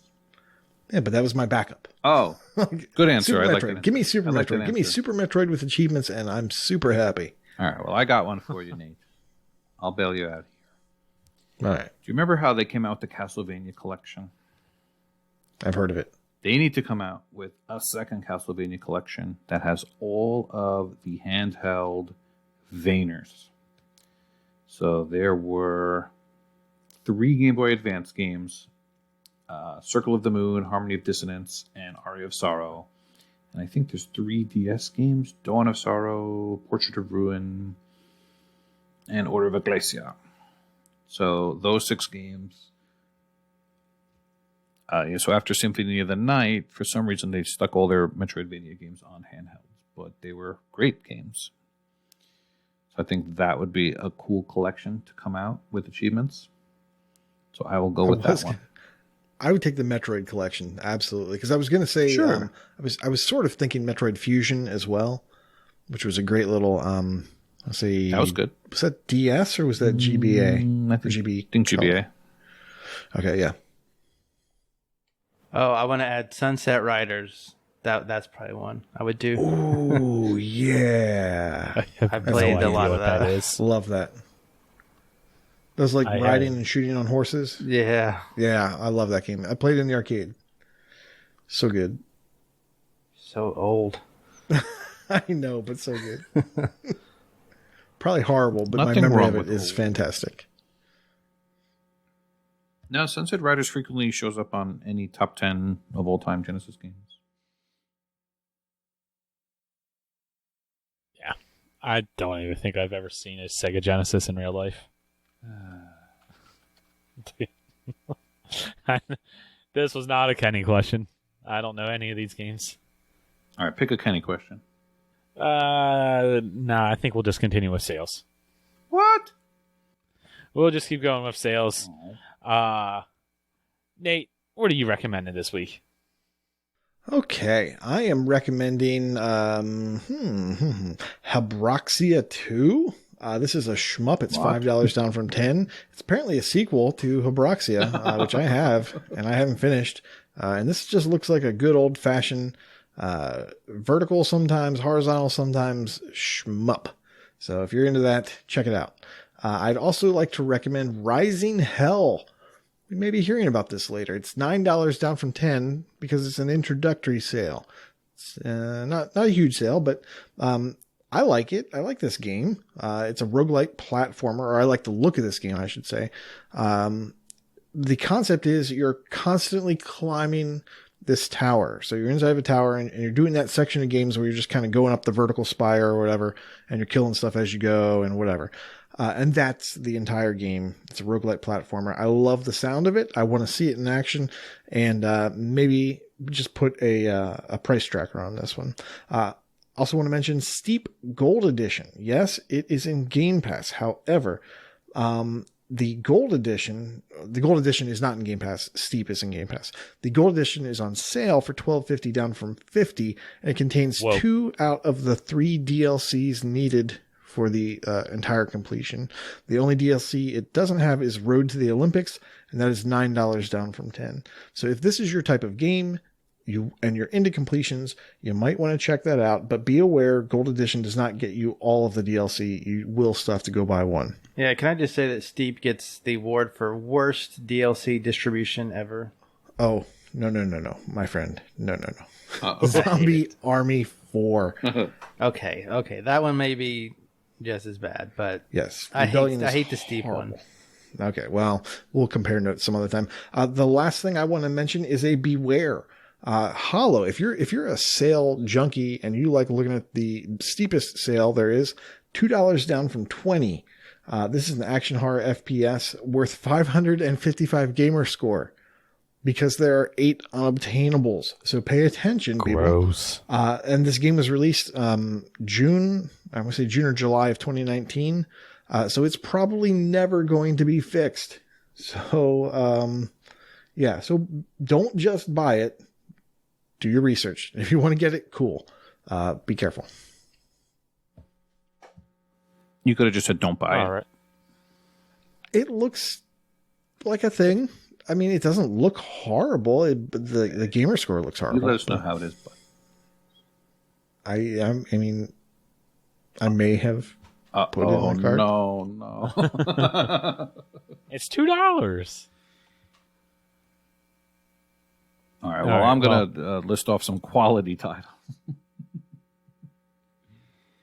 All right. Go ahead. Well, keeping up with our month of easy games, I'm going to recommend a couple. The first one is Ratalaika Guard Duty, which I've sung its praises several times. It is an old school adventure game, like Discworld, point and click game. TA says 1 to 2 hours. If you use a guide, you could pretty much steamroll through this game. If you don't use a guide, there's only one missable in the very beginning, which you could go back to if you miss. Otherwise, everything is progression-based. It is 50% off at $5. Gone Beret, or as Elroy would say, Gambare, is also 50% off $5. That is a soccer Ratalaika game, which is a little bit longer, 4 to 5 hours, but there's some easy cheats out there. You could win pretty easily on the easy difficulty. Get that one done. And I'm going to hate myself in the morning for recommending this, but there is a Zidalon Trilogy, the Flying Islands Games Bundle, which consists of Aborigines, which will take you about an hour. Mushroom Quest will take you maybe an hour with a guide, and Pixel Gladiator, which used to be easier, but now it's listed as 2 to 3 hours. I think Kenny might be more familiar with the original list, but as it stands, It's an easy 800. As it stands, all 3 of these games are worth 2,000 gamer score each, so I can't not recommend this for value. It is $7.79 for 3 games. That's 40% off. Not bad. So at the very least, Yep. Pixel Gladiator's got an easy title update. And Yeah, the base list on Pixel Gladiator's an easy 800. The last 200, it's a little bit of skill. You could probably get it if you tried. But then the title updates, is you can get the full 1,000 is easy as saying it. It's not. It's a Zit update. It's nothing to it. You're looking to complete that punch card. Let's give you a little bit of a push, pretty cheap. Yeah, you could do a lot worse. I mean, you can't do much worse than Aborigines, but you could do worse. Yes, I agree. All right. Well, I've got 2 things to recommend, and I've actually bought these. Injustice, Gods Among Us, DC fighting game, is $5 down from $20, so it's 75% off. You know, fighting backwards compatible game. And then along with that, I also got Injustice 2 is the Legendary Edition is normally $60. It is $15 right now. That comes with the game and a whole bunch of DLC and skins and stuff. It's all the different DLCs. The turtles are in it, L. I like turtles. There we go. I recently bought both of these because I've played a little bit of Injustice and I kind of just want to play it for the story. And Injustice 2 is actually in Game Pass.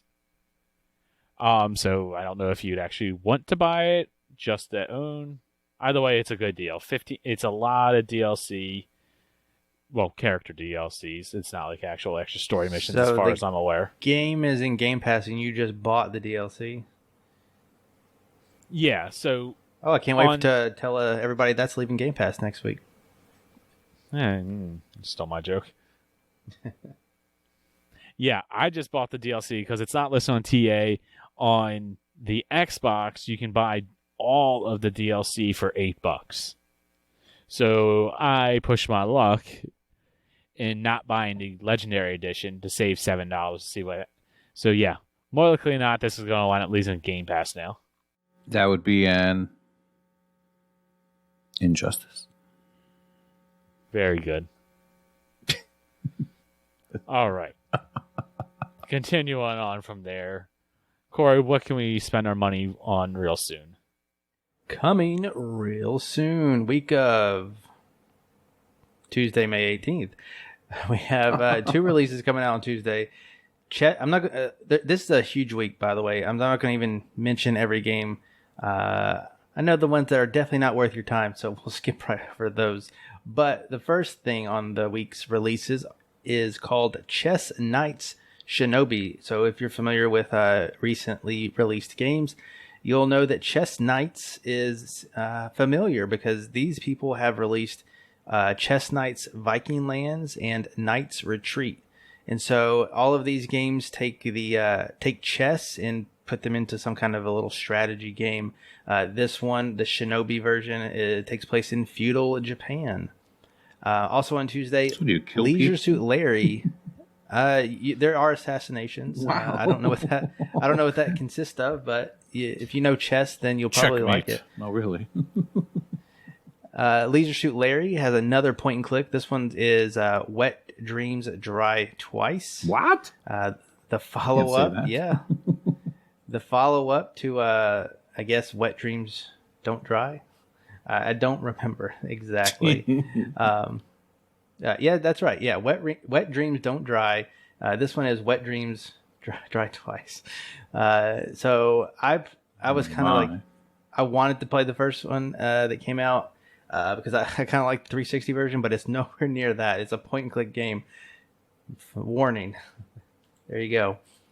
All right, moving on to Wednesday. So now we have some good hitters coming up. Just a few though. Aerial Knights Never Yield. So this one is a runner game set in futuristic Detroit that kind of has a Tokyo style to it. This game we saw on a recent ID at Xbox stream, and it has a banging soundtrack. I look very much to playing this game. Also coming out on Wednesday. Okay, skip that because you probably don't care.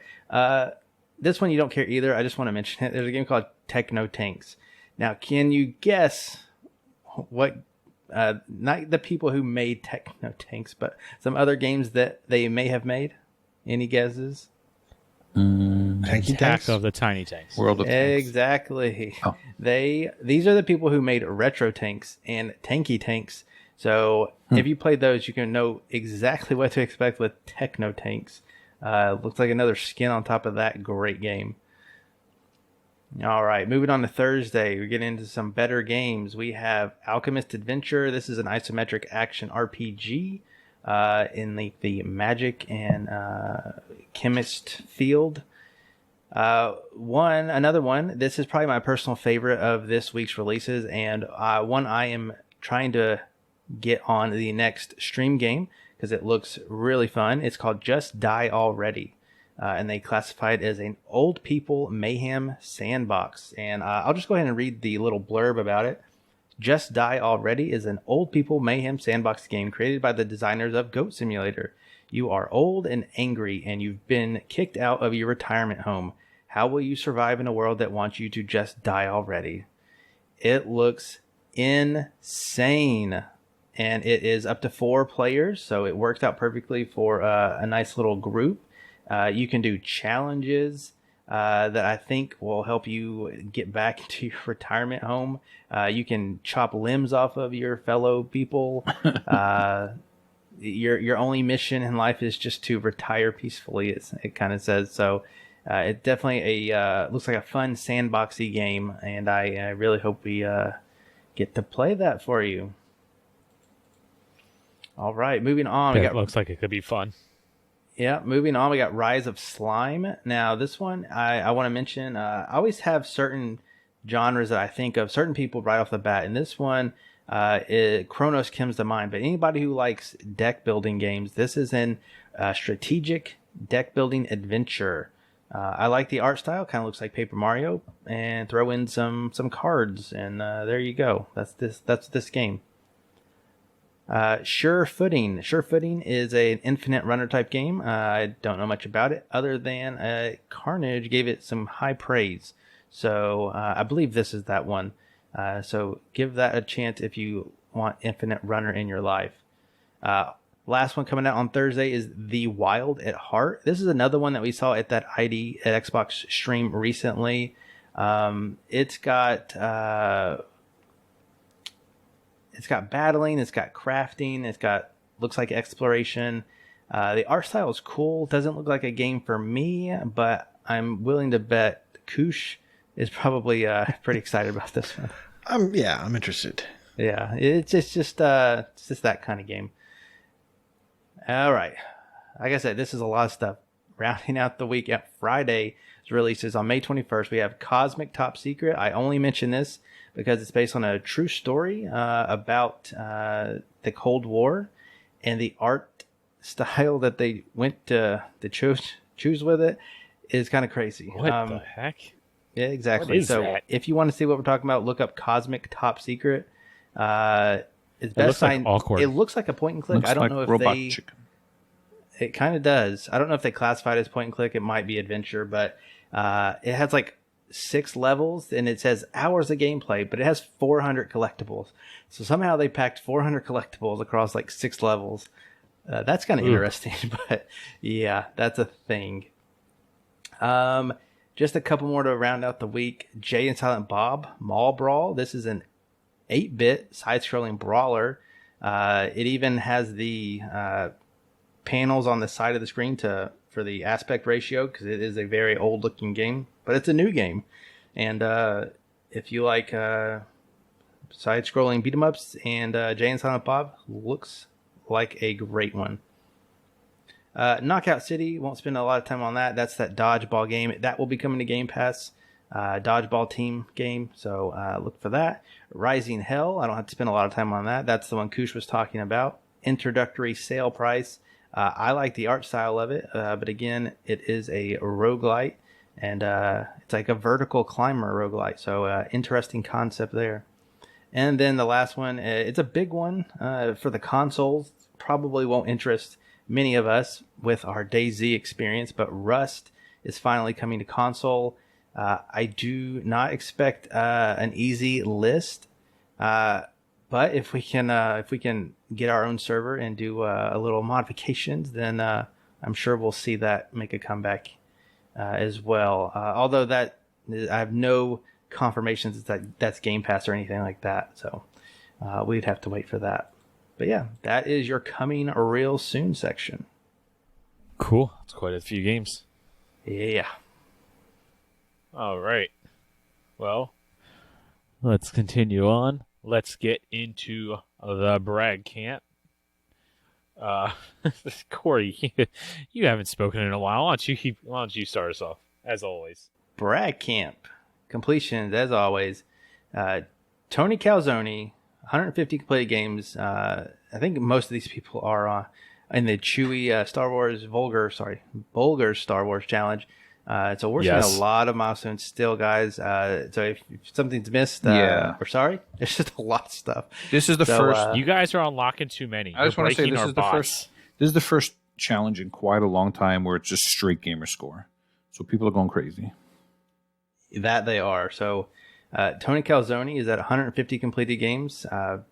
I bet he was at 100 games last week. Is my guess. Mark B and B Smiddle at 250 completed games. Vulgar Latin and Kingsman at 500 completed games. We have Fallon Zorano at 550 completed games. And then we have a triple here. MDP 73, NBA Kirkland, and Chewie on Ice all at 700 completed games. Wow. And then we have a lot of completions percentages, but they are all over the place. So I'll just pick a few here. Simpso, completion percentage at 52%. Death Dealers at 53%. J Black at 58%. Chewie on Ice at 70%. Retro Chief at 80%. And MDP at 89%. Pay no attention that those were all Rebel employees.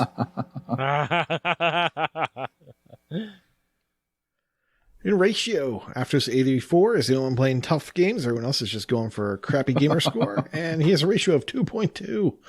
In streaks, we have Boots, Orion, we have Mattism, we have Benel72, we have Jad Sag, which is commonly known. They are all on 50-day achievement win streaks. We then have Faustian Greed with 100 days, as is X the Hero, and Northern Lass has 250 days, and Fluttery Chicken is at 372 days, which is a new personal best. In Achievements 1, Retro Chief 1969 has won 10,000. Mark B has won 13,000. Creature Backwards has reached 18,000. Night Wolf 19,000. Beast Middle 20,000. MDP Casual Exile Red Raw Sauce Boss has all won 23,000 achievements. Lord of Dookie 69 has won 31,000. And Neo Montoya has won 37,000 achievements. In Gamerscore, the Alpha Seagull has reached 150,000 Gamerscore. Tony Calzone 250,000 Gamerscore. Umple Beast 350,000 Gamerscore along with Retro Chief. The Rock 450,000. Dude with the Face 600,000. With the Fug 650,000 along with Northern Lass and Casual Exile. And Matriarch has won 700 or has reached 700,000 Gamerscore. All right, in TA score, Alex R. Davies has 550,000 TA. J Blach has 700,000. The Rock. I'm really enjoying your new show, Young Rock. Gotta tell you, 700,000 TA score. Freaky Row has 750,000. Azba Fanatic has 900,000. rawkerdude and KooshMoose. Look at that. Both have 950,000 TA score. How'd you do that? Interesting. EOJ has 1.1 mil. RPG Davy and Vulgar Len have 1.25 mil. And Jimbot Lithuania has 2.2 million TA score. All right, leaderboards. This should be fun. Alex R. Davies is in the top 50 of the Gamerscore leaderboard. And completed games leaderboard for Vayners and the top 5 in England of Metroidvania completed games. Ben L72 is in the top 20 of the Gamerscore leaderboard for Metroidvania. Casual Exiles in the top 50 of the TA leaderboard for Windows. Chewie on Ice is in the top 500 of the completed games leaderboard.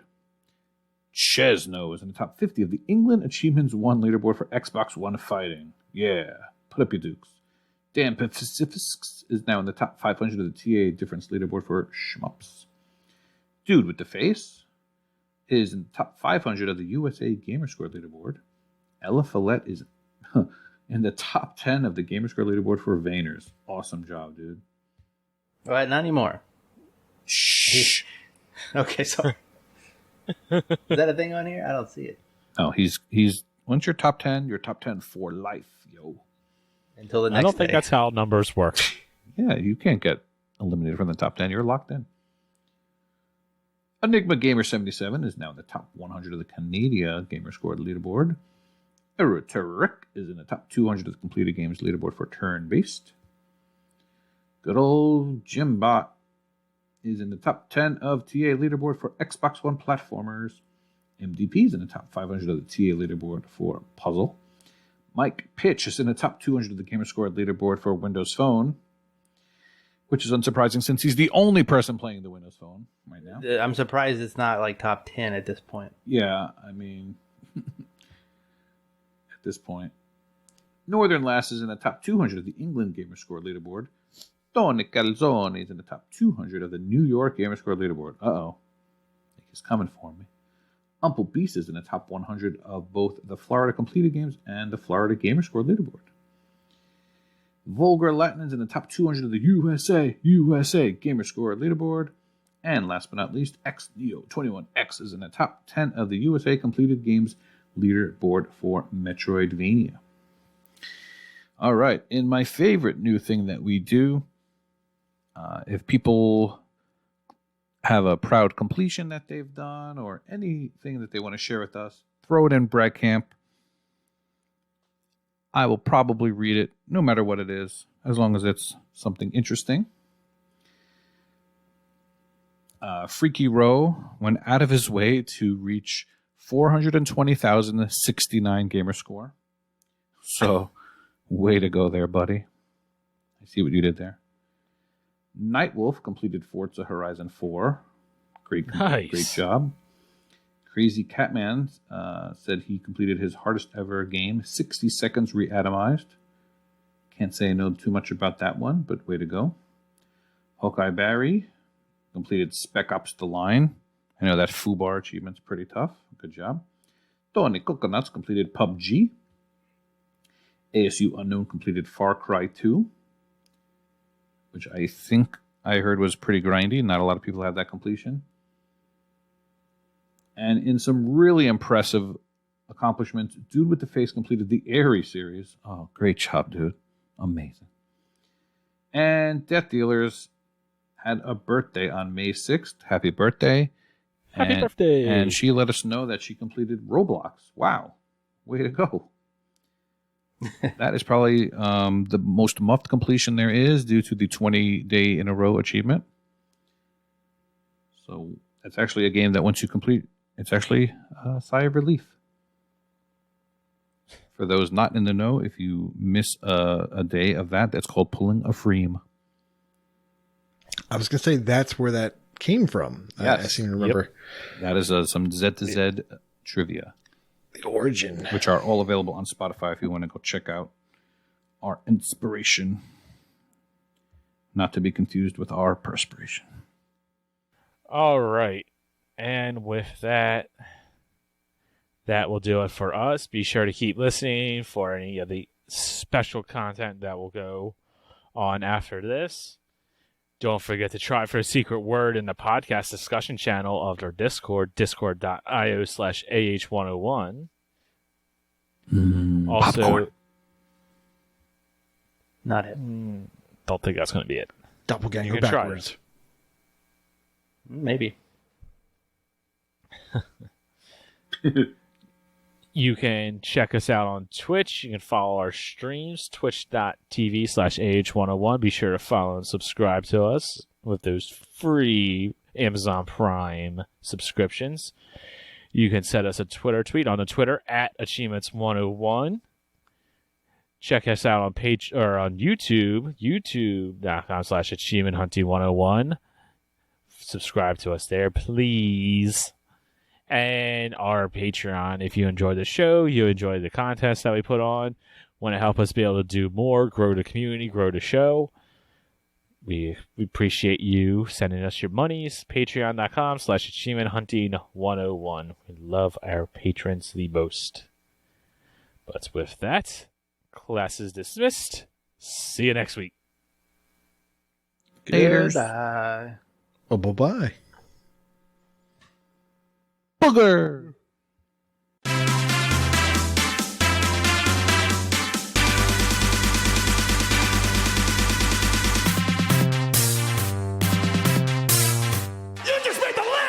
Welcome back to One List, Two List, Bad List, Good List, a segment where we take a look at the achievement lists of a couple of games, one on the awesome spectrum and one in the hot garbage on a warm summer day spectrum. What exactly makes those lists good or bad? Well, that's what we will be discussing. This is One List, Two List, Bad List, Good List. I am no longer the world record holder in Mule, but I still am the world record holder in Joe Montana's football. It is I, Elroy OMJ, and I am joined today by an individual who I always text when I have a question about Jackbox. He is Vulgar Latin. Hi, I'm also the world record holder in your heart. Aww. So, I do always text you about Jackbox, don't I? He does. He literally does, yeah.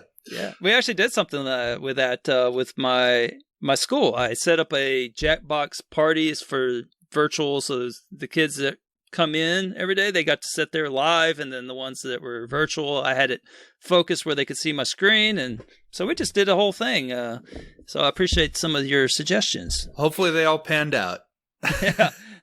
Well, we didn't do the button one. That was going to take too long to explain to them how they have to figure out who the alien is and all that. Mm-hmm. I don't know. But, yeah, I did one that I shouldn't have. And then, at some point they turned into teenagers and and then it took a dark turn briefly and we just kept going. And then it evened out. The shock value kind of got over it. So yeah.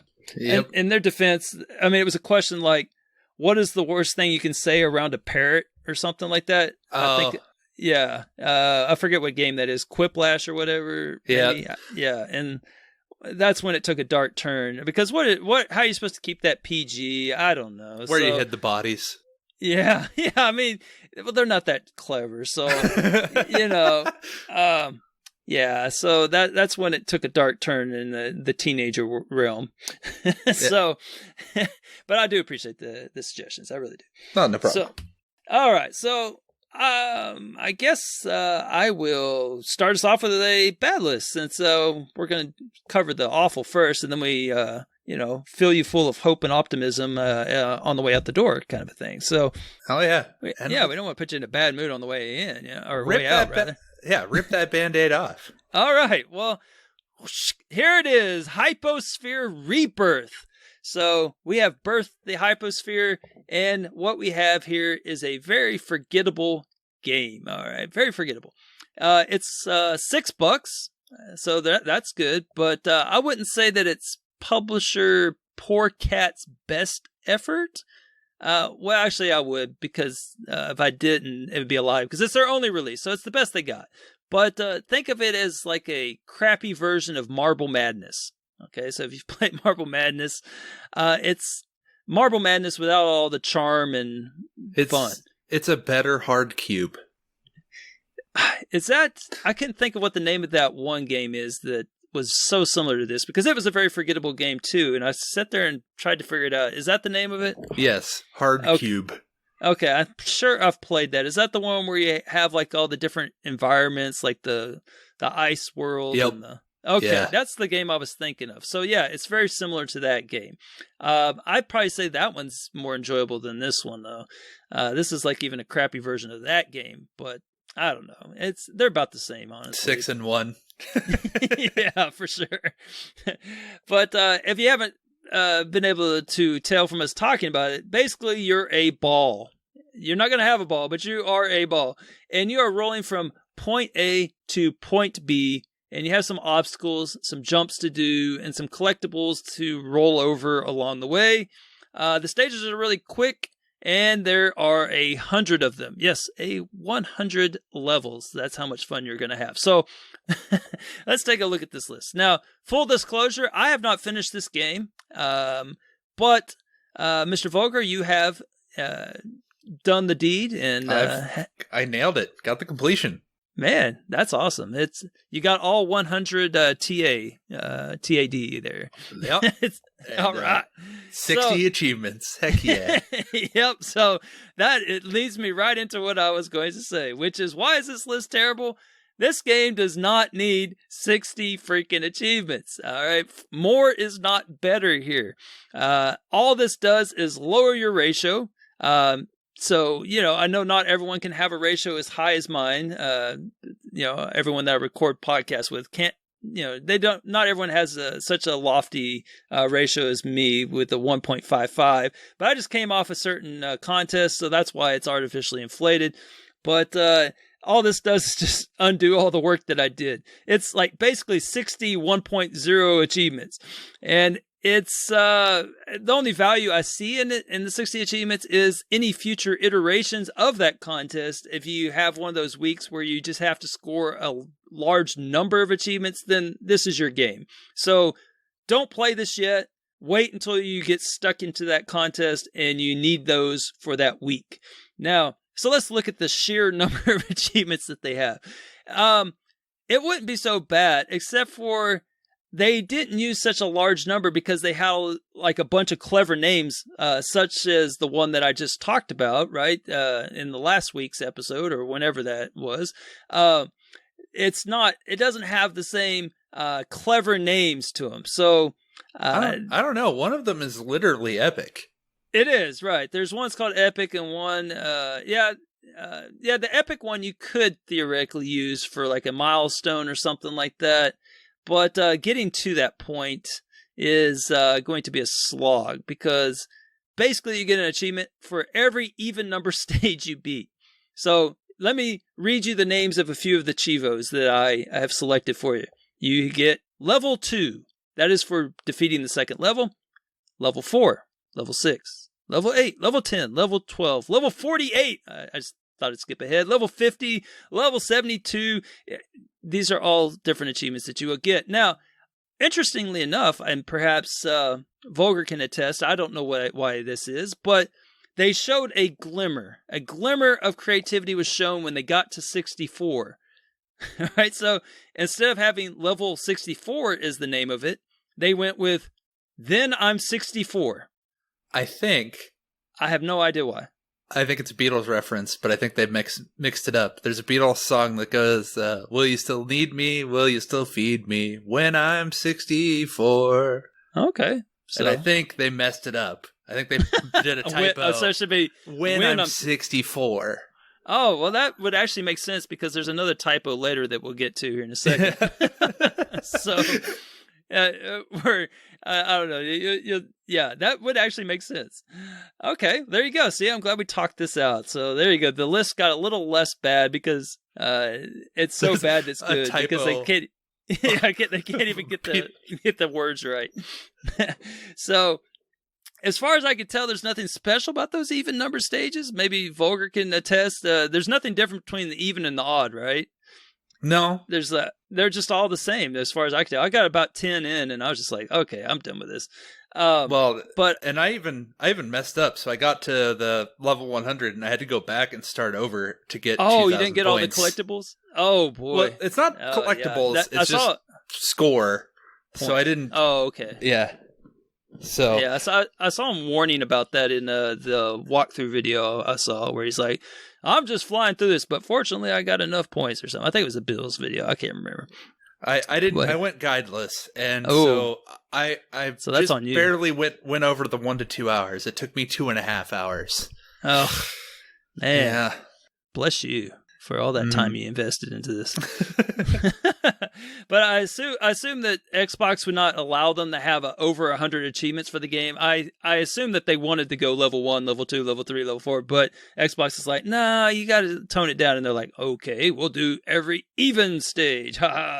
And I don't know if I just assume that's what happened. But so when you beat level 100, you get both the level 100 Chivo as well as the finish Chivo, which is aptly named for beating the game. So you finish. The creativity is just amazing. Now, there's also some achievements for bonuses. And there's bonuses on the game, so there's Chivos for bonuses. So here's 3 achievements I've selected. The achievement is called Score 500. You get it for 500 bonuses collected. You have Score 1000 for 1000 bonuses collected. And then you have Score 2000 for 2000 bonuses collected? Oh no. See, they got so bored with their own damn list that they they screwed it up and they put 2000 scores collected. So we have 500 bonuses collected, 1000 bonuses collected, and then 2000 scores collected. So I assume that they just fell asleep and they saw the word score and they're just, You know how you get the epic achievement? How's that? You start a new game plus and you play 10 levels. Oh, wow. That's epic. That's pretty epic, right? Playing 10 games on New Play Plus. I mean, that's just calling for. I hear it calling for me, right? Oh me. So let me help them out, okay? So if I'm going to dog on their list, I at least want to improve it a little bit for them. So there's some opportunity for them for some cool Chivos, despite this very limited game. So I think the elefante in the room is that, I mean, it's a game with balls in it, right? So the amount of crude humor alone that you could do with that would really help this list. So, you have like a bunch of obstacles you collide with. So you could do something with getting hit in the balls or something. You die for the first time. You get an achievement called "Good Thing You've Got 2 balls" because you got more. Something like that. You really dropped the ball. Yeah. Well, actually, if you go down like a real steep incline that goes lower, like if there's like an optional one that you can go down that goes even lower on the map, you went balls deep. Oh yeah. I mean, yeah. And, but also, so it's not just limited to that because, there's also a jump mechanic. So, there's, was there ever any enemies in the game? I only made it to level 10. Okay. I didn't think there was, but, if they added like some green things on the ground, you could like have some pop culture references, like jumping on the head, and you get like an achievement called like 100 Chivo, and then if you jump on 10 things without hitting the ground, you get a 1-up Chivo or something like that. A little Mario reference or something. Just give us something. I mean, I don't know, but level 2, level 4, level 6, level 8, and then 2000 scores. I mean, I don't know. It's just the whole thing was just a hot mess. And then of course, having started this game, I forgot to put this where I didn't want it in my contest. So, of course, the crab battle found it immediately and assigned me level 98 as one of my one of my achievements to get. So I really appreciate that, and I'm not going to do it. I'm going to save it for a future contest, and I don't know, just get all these achievements all at once. So I'm going to slightly disagree. I actually kind of like that there's 60 achievements. Because that just makes your completion percentage that much better. Oh, all right. You get to the end of that, and then you've completed a game in 2 hours, and your completion percent, depending on how much you've started, goes way up. Well, see, I don't like it because I'm not going to complete it for a while, so I guess it's lower in mine. But yeah, 60 achievements, especially if you like for newer gamers, I guess that's a whole lot, right? So like, yeah. If you're dealing in a lower number, I guess that would actually move it up a lot, wouldn't it? Yeah. So it didn't really affect me. I have too many games and too many achievements, but it's just a blip on the radar for me, I guess. But I don't know. So, but anyway, so there you go. Hyposphere Rebirth. It's a terrible game. I'm sorry. I can't even remember the name of it. There you go. Very forgettable list. Do better. So, Mr. Vulgar. Yes, sir. What game?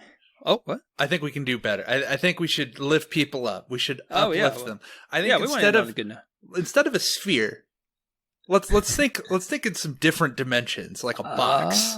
Thinking outside of the box, even. Like an orange box. Oh my goodness! I can't wait to talk about this one for the second time. I'm so excited. So, what about the orange box has you weak in the knees today? So, the orange box, if you're not aware of it, came out a long time ago. Came out in 2007, year I graduated high school. Mm-hmm. And freshman year of college is when this would have came out. This is a collection of various games from Valve, all first-person shooters. You have Half-Life 2, the 2 episodes that go along to Half-Life 2, so Episode 1 and Episode 2, which are basically expansions to it. You get Team Fortress 2, and you get Portal. And for the longest time, this was the only way that you could play Portal on consoles or anywhere. They didn't release it separately, so you had to get the orange box. Huh. Okay. Yep. So I've never played any of those, but don't let me stop you. All of those games are absolute bangers. This is a backwards compatible game. It's really notable. It had 99 achievements in it. God, that's pretty coincidental. We both picked like these just obscene amount of achievement games. Yes, it's an 80 to 100 hour game because you're going to have to go through and do everything. But what I love about it is that a lot of the things in here kind of make you play in a different way that makes the game much more interesting and much more fun. And specifically, there's an achievement called the One Free Bullet, which I did. It is, and I'm going to, super memorable. I don't remember the game. I believe you have to beat Half-Life Episode 1, only firing one bullet. And you can use your grenade. And it also says, grenade, crowbar, rocket, and grav gun kills are okay. Oh. So it even lets you know the rules. But so what's this one? So who do you use the one bullet on? What is it? A lock, a padlock. That's it. You have to shoot open the padlock towards the beginning of the game, and that's it. That's the only time. Oh, that's pretty cool. That's a cool one. And you can basically, to beat the whole game, because you're not going to use grenades or the crowbar the whole time, you're going to use the gravity gun. The gravity gun is one of the most cool things about Half-Life 2. It lets you pick up and throw objects at people, at bad guys.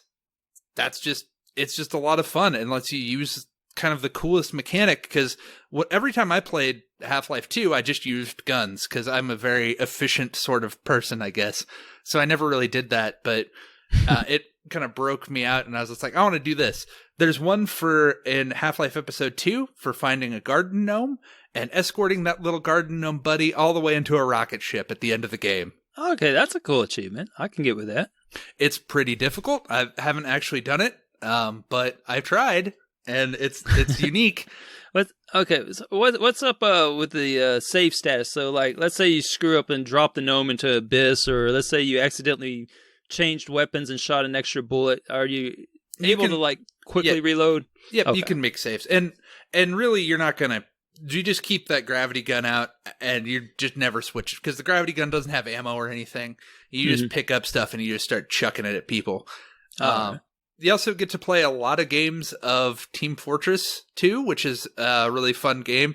This might be a little bit worse now because there's not as big of a crowd because it's just such an old game. But it's easily boostable. And all of the stuff for Portal 2. There's a lot of different things in Portal 2 that it kind of forces you to do, beating the advanced maps, basically learning how to be a speedrunner and really getting to do the most with that.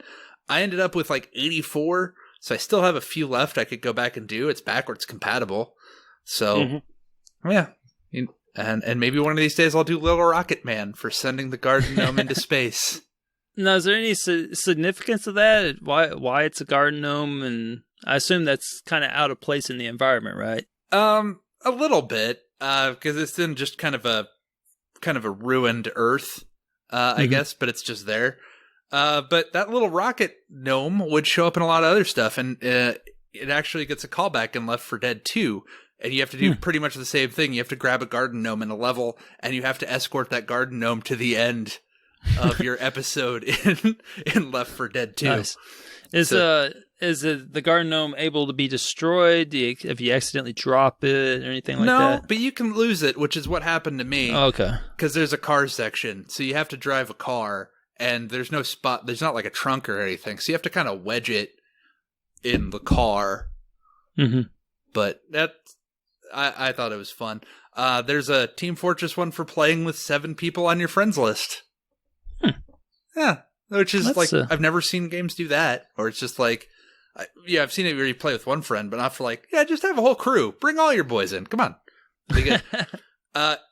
In the beginning of, I guess this really isn't the spoiler, but in the beginning of Half-Life 2, you start out on a train and you meet basically a cop, like a future cop or whatever, and he knocks over a trash can or knocks over a soda can, and he's like, "Hey, you, pick up that can and throw it away," just because he wanted to mess with you. And so, there's an achievement for throwing the can in the trash.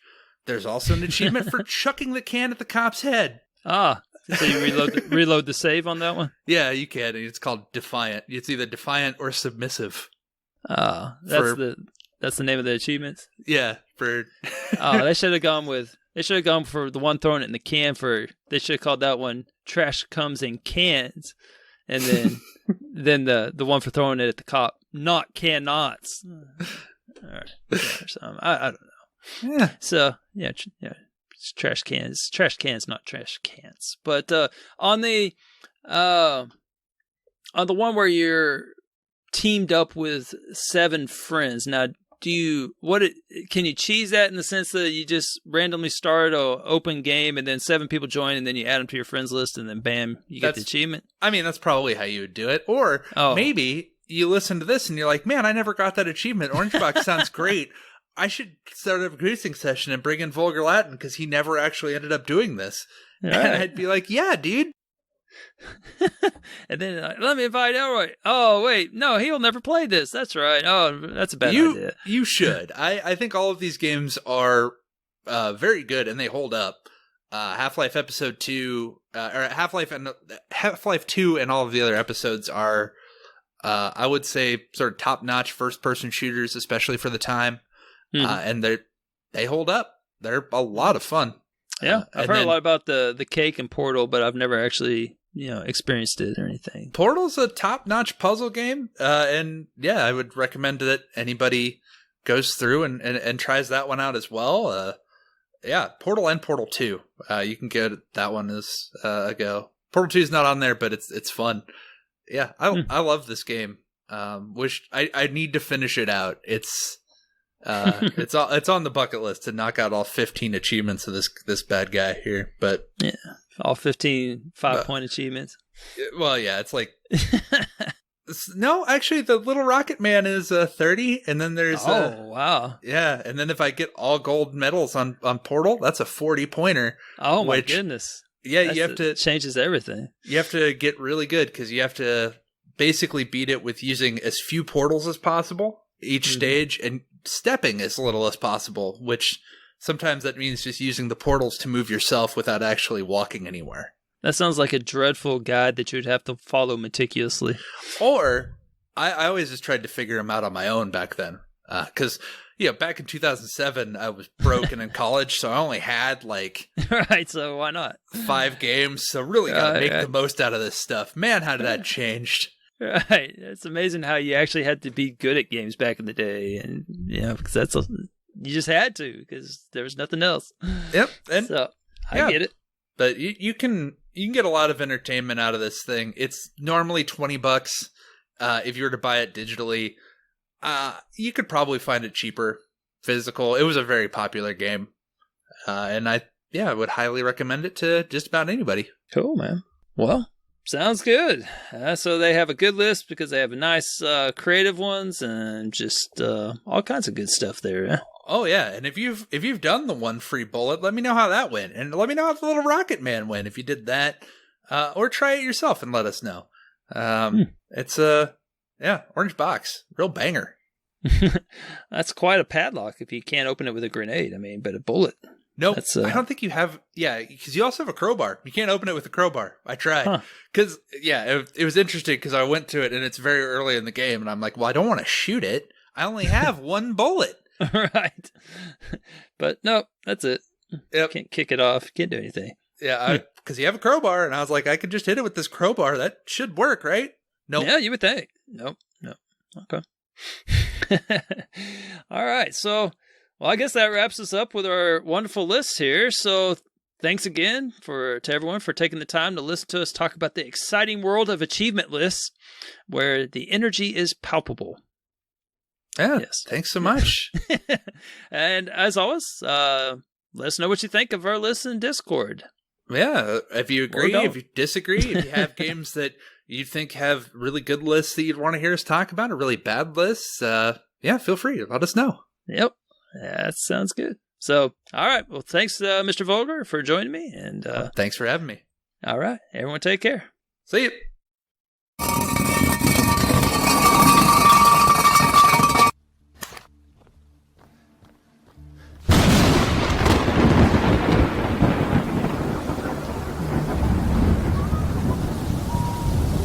Beautiful day, isn't it?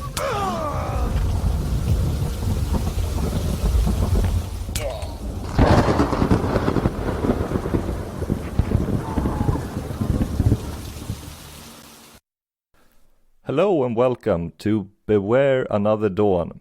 I'm Wakapeil, and with me I have Chewie on ice. Yeah. Another Dawn was on sale a few weeks ago. I looked at it, decided not to pick it up as it was $10 down from $20 in the survival genre. It had a rather dismal score at around 1.6. I decided not to pick it up until Chewie said that he was tempted to start it in the Discord. Yeah, I have a weird thing where the lower the rating, the more interested I seem to be in a game. As it turned out, that 1.6 was very generous. The game does not deserve that kind of high score. It is now at around 0.6, which is more accurate. Definitely. Another Dawn?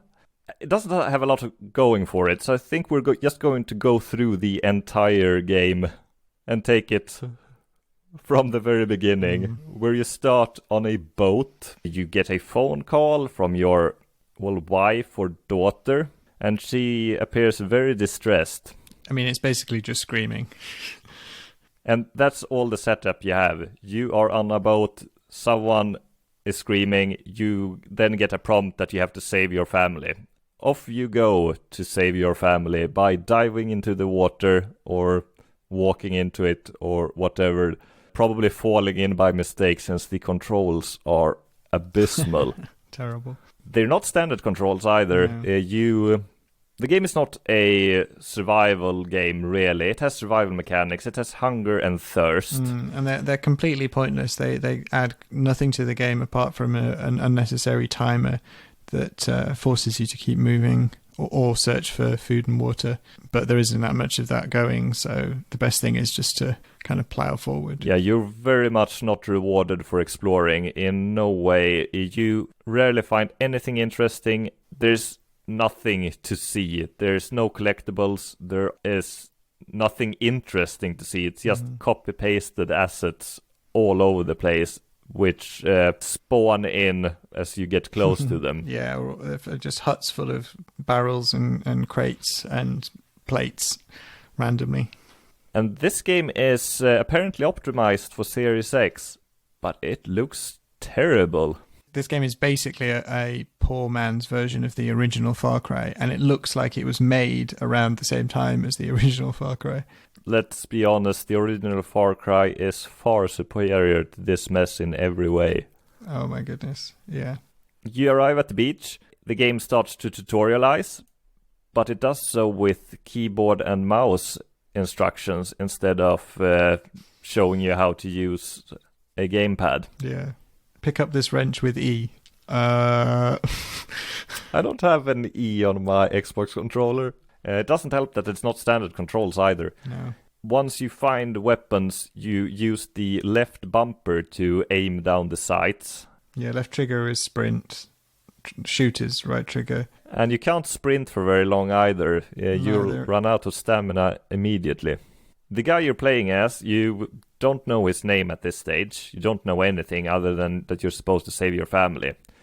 But as you reach the beach, you get another objective, which is to find your backpack. And as you walk down the beach, you find dead bodies around. And they are really creepy. There's a lady with a giant bloody handprint on her stomach.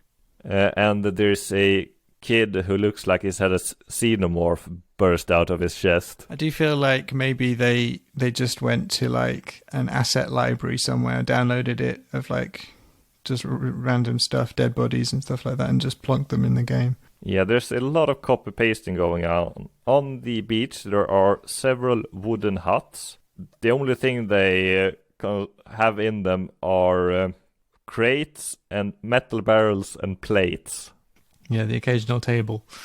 Yeah, I don't even remember a table. All I remember is plates everywhere and the same metal barrels.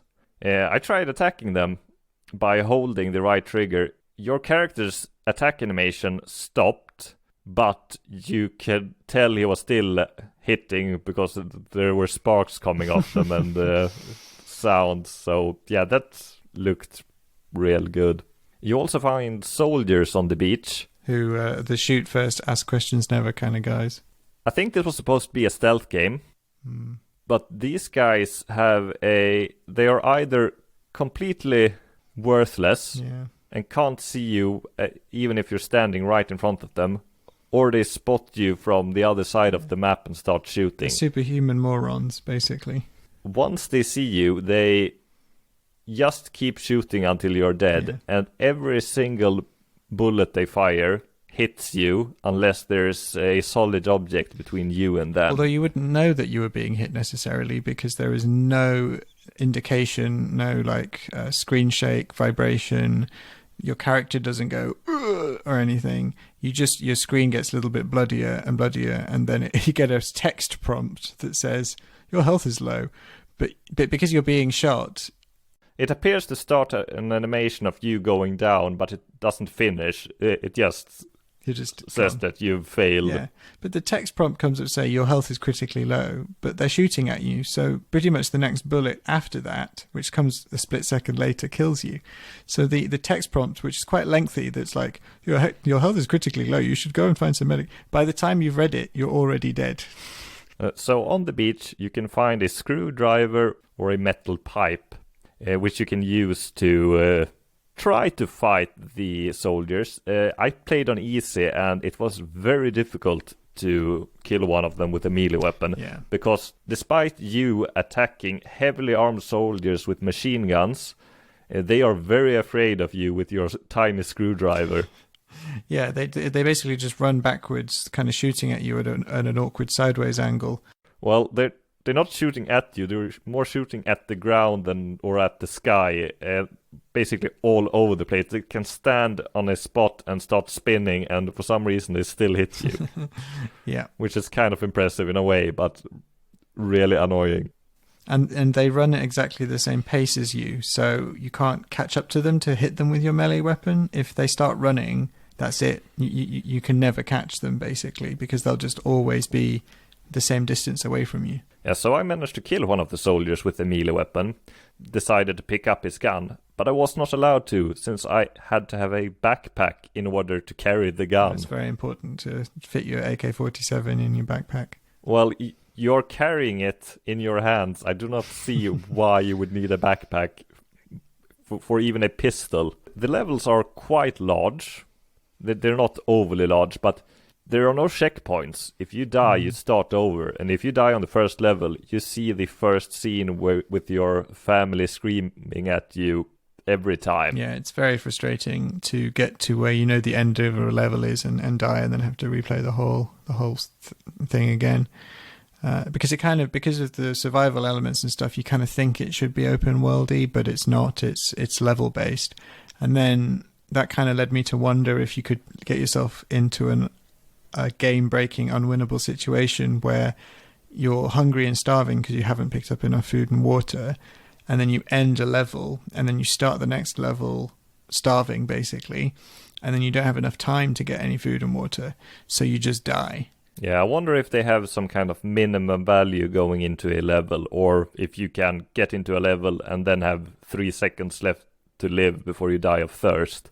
Yeah, you'd hope that they'd factor that in. I kind of doubt it. The game takes place in less than a day. It doesn't even take place at dawn. This guy is really thirsty. If he doesn't get at least 5 bottles to drink, he's going to die of thirst during that day. Yeah, I hadn't even thought about that, how thirsty he gets. And hungry, actually. You know, I'm pretty sure you could last most of a day without eating something if you had to. After you find your backpack, you also get a magic knife, which you can use to stab people in the feet to kill them. If you can get close enough. Yeah, there's a one-hit stealth attack, which looks ridiculous. Yeah. And the animation that plays out looks real dumb. Yeah, well, because they're kind of quasi-ragdoll, but in the silly kind of way. There's ragdoll, but it feels too heavy, or sometimes the weapons from enemies just fly across the screen in a ridiculous way. So it's both too heavy and too floaty at the same time. Yeah. Once you've got your backpack and decide to finish the first level, you can find a cave door, which you can't open, but you can walk through it.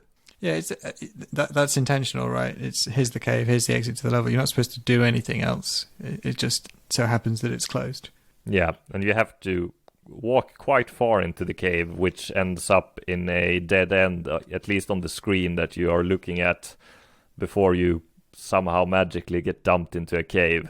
Yeah, and this cave level I found annoying because it's just very bland and generic, and everything looks the same, and it's kind of a bit of a maze, so it's very easy to get yourself turned around in. And because the game has basically it has no map, it has no waypoints or checkpointing, it doesn't help you through it at all. It's easy just to get completely and utterly kind of lost, basically. There are no enemies on this level except those that you hear through the walls, and at one point someone says something along the line, we have to find Raymond, he has seen us. So I'm guessing you are Raymond, or are you looking for someone else? Because this character, he has a phone, and he hasn't bothered to call anyone after his family has been attacked by armed thugs. Yeah, they're all out to get him. Nobody loves Raymond. There's also a point here where you're supposed to learn that you have to climb a vine to get through a part in the level. I did not do that. Instead, I clipped through the rocks that were in my way by wiggling back and forth until I got through the wall. Nice, the old wiggle climb technique. So I climbed the vine, or at least there's a couple of points where you climb vines, and then I got to a point where I got to the top of the vine, but then I couldn't see where to go next because it looked like I'd reached the top, but I hadn't reached the top, as it were. So I had to refer to a video to see what I was supposed to do next, and I discovered that I just needed to keep climbing, even though the actual image of the vine, they hadn't bothered to extend any further up. Yeah, and there's a lot of missing graphics. If you walk around some level geometry, especially rocks, you can sometimes see straight through them. In the beginning of the third level, they say something is terribly wrong on the island, or something along those lines. And maybe on the loading these things screen are intentional. Maybe it's part of the storyline. It might very well be, or they just decided to remake Far Cry and failed spectacularly. Because after you get through the cave, which is a terrible level, you end up in an even worse level, which takes place around a toxic lake. So for me, this was the longest, hardest, most frustrating level of the game, because there's a lot more enemies. You have to face them. There's probably 10 enemies in this level. Yeah, and you have to take them on in order to proceed. And but in an open space where they spot you very easily, unless you're very good at sneaking and cover and get lucky, you're going to die very quickly. And then there's a few other things that can kill you, like the poison lake and hellhounds. if you jump into the lake, you start losing health, and it gives you the message that the lake is toxic and that you have to find a way to get... Well, you need to find an alternate mode of transportation. I don't remember the exact line. Yeah, something like find another way. But the way you deal with the water is incredibly stupid. Since I didn't use a guide, I assumed that I was supposed to take a boat. And there are several boats around. There's several boathouses and there are several boats around the lake. But if I tried to step on one, it just sank immediately. Yeah, old lead-footed Raymond. Yes, this guy is not your typical video game protagonist. He's not beefy at all. He's got very spindly arms, and they are... Even when you start, he appears to be injured on one hand, and is very dirty on the other. Yeah, something we're kind of beginning the game in the middle of something, but they never really explain what. I got the impression that he was just out fishing or enjoying a nice boat ride when things went bad at his vacation hut. But you never know. You're never told who this Raymond character is. Yeah, so in this level as well, so the way you get across the lake is ridiculous, because in order to swim across the toxic lake, you have to find a gas mask. If you put on the gas mask, you can magically handle the toxic water. And there's barrels with the radiation symbol, and they are constantly spewing out waste into this lake. Noxious fumes and gases. Yeah, it looks like if someone has shot the barrel and it's leaking, but it never stops. It just keeps a steady stream going of whatever substance is in that thing. Whatever's happening, it's affected the fauna of the island as well, because there are these like devil dog type things, these dogs with mutated faces, which you occasionally encounter. Look like sort of a lizard dog. Yeah, I shot one in the butt with a crossbow bolt and it killed it, so they weren't that strong. And there's an achievement for killing one as well. And for finding the crossbow, which is very underwhelming. Yeah, it was... If you're stealthing, it's probably the best weapon in the game, because you can kill everything with a well-placed head or chest shot. And you can retrieve the arrows if you hit them, but not if you miss. No. Well, unless, like me, you miss because the arrow has hit something that's invisible in the foreground and it's floating in midair, so you can just pick it up. Yeah, that happens way too often. In the middle of this lake, there's a tower, and there's a single guard standing there. I took pot shots at him from the beach, and the guy, he decided that he just wanted to kill me, and there's no way to hide once they see you, so he just kept shooting until I died. But the second time, I kept hitting him with my gun, and he didn't care at all. He just kept walking as if nothing happened, despite getting hit by several bullets until he went down. Yeah, no, he didn't even flinch. He just kept moving as if nothing happened. Yeah, so I swam across, but if you're not careful, if he's on his patrol facing you as you swim across, he will notice you and he will just kill you while you're swimming, and that is extremely frustrating after you've spent the last 20 minutes making your way to that point in the level. Yeah, it's probably the longest level in the game, and it's, like the other levels, real bad. Once you get to that tower, you find a tablet, a iPad thingy, and for some reason you make a call to no one in particular. You have no idea what he actually does on that tower, but for some reason he gets another call from his screaming daughter or wife. You find a location puzzle, find a map, and you have to figure out where to go from there. Yeah, although it's very obtuse, it's just a top-down map of the lake with an X on it, but you have no orientation as to know which way is relative to where you are. There's a second smaller lake which I used for orientation, but otherwise I would have no idea which way to go. No, and thankfully in this level and other open area levels, you can actually avoid quite a lot of the encounters by just running as far around the edge of the map as possible and kind of over the barrier hills, the hills that they put on the edge of the levels to make it. Yeah, unless you go too far and fall off the level, which happened to me once. Yeah. There's also a part on this level which I found very bizarre. As I mentioned, it's a toxic lake, and you come across a campfire with a boiling pot on it and some raw fish beside it. And instead of cooking that food, he just picks it up and eats it. Amazing. Well, when you're swimming across the toxic lake, if you decide that you're hungry or thirsty, you can also eat and drink from your water supply whilst under the water in the toxic lake. So, I mean, this guy has no sense of self-preservation. No, but apparently it works, and you get a rather bad animation of him trying to put things in his mouth. X marks the spot, and you eventually find a cave opening going into the ground. Once the next level starts, it says that the tablet says there's a lab here. Ooh, shocking twist. This is where it becomes... this is where it felt quite Far Cry-like, and then this is the point where you realise, oh, no, this is just Far Cry. the basic storyline of Far Cry. The cave has a underwater maze, which sucks. Mm-hmm. No surprises there. Yeah, swimming section's always people's favourite, but especially in a terrible game like this. But I discovered as you swim underwater, there are places you have to surface to get air. Mm-hmm.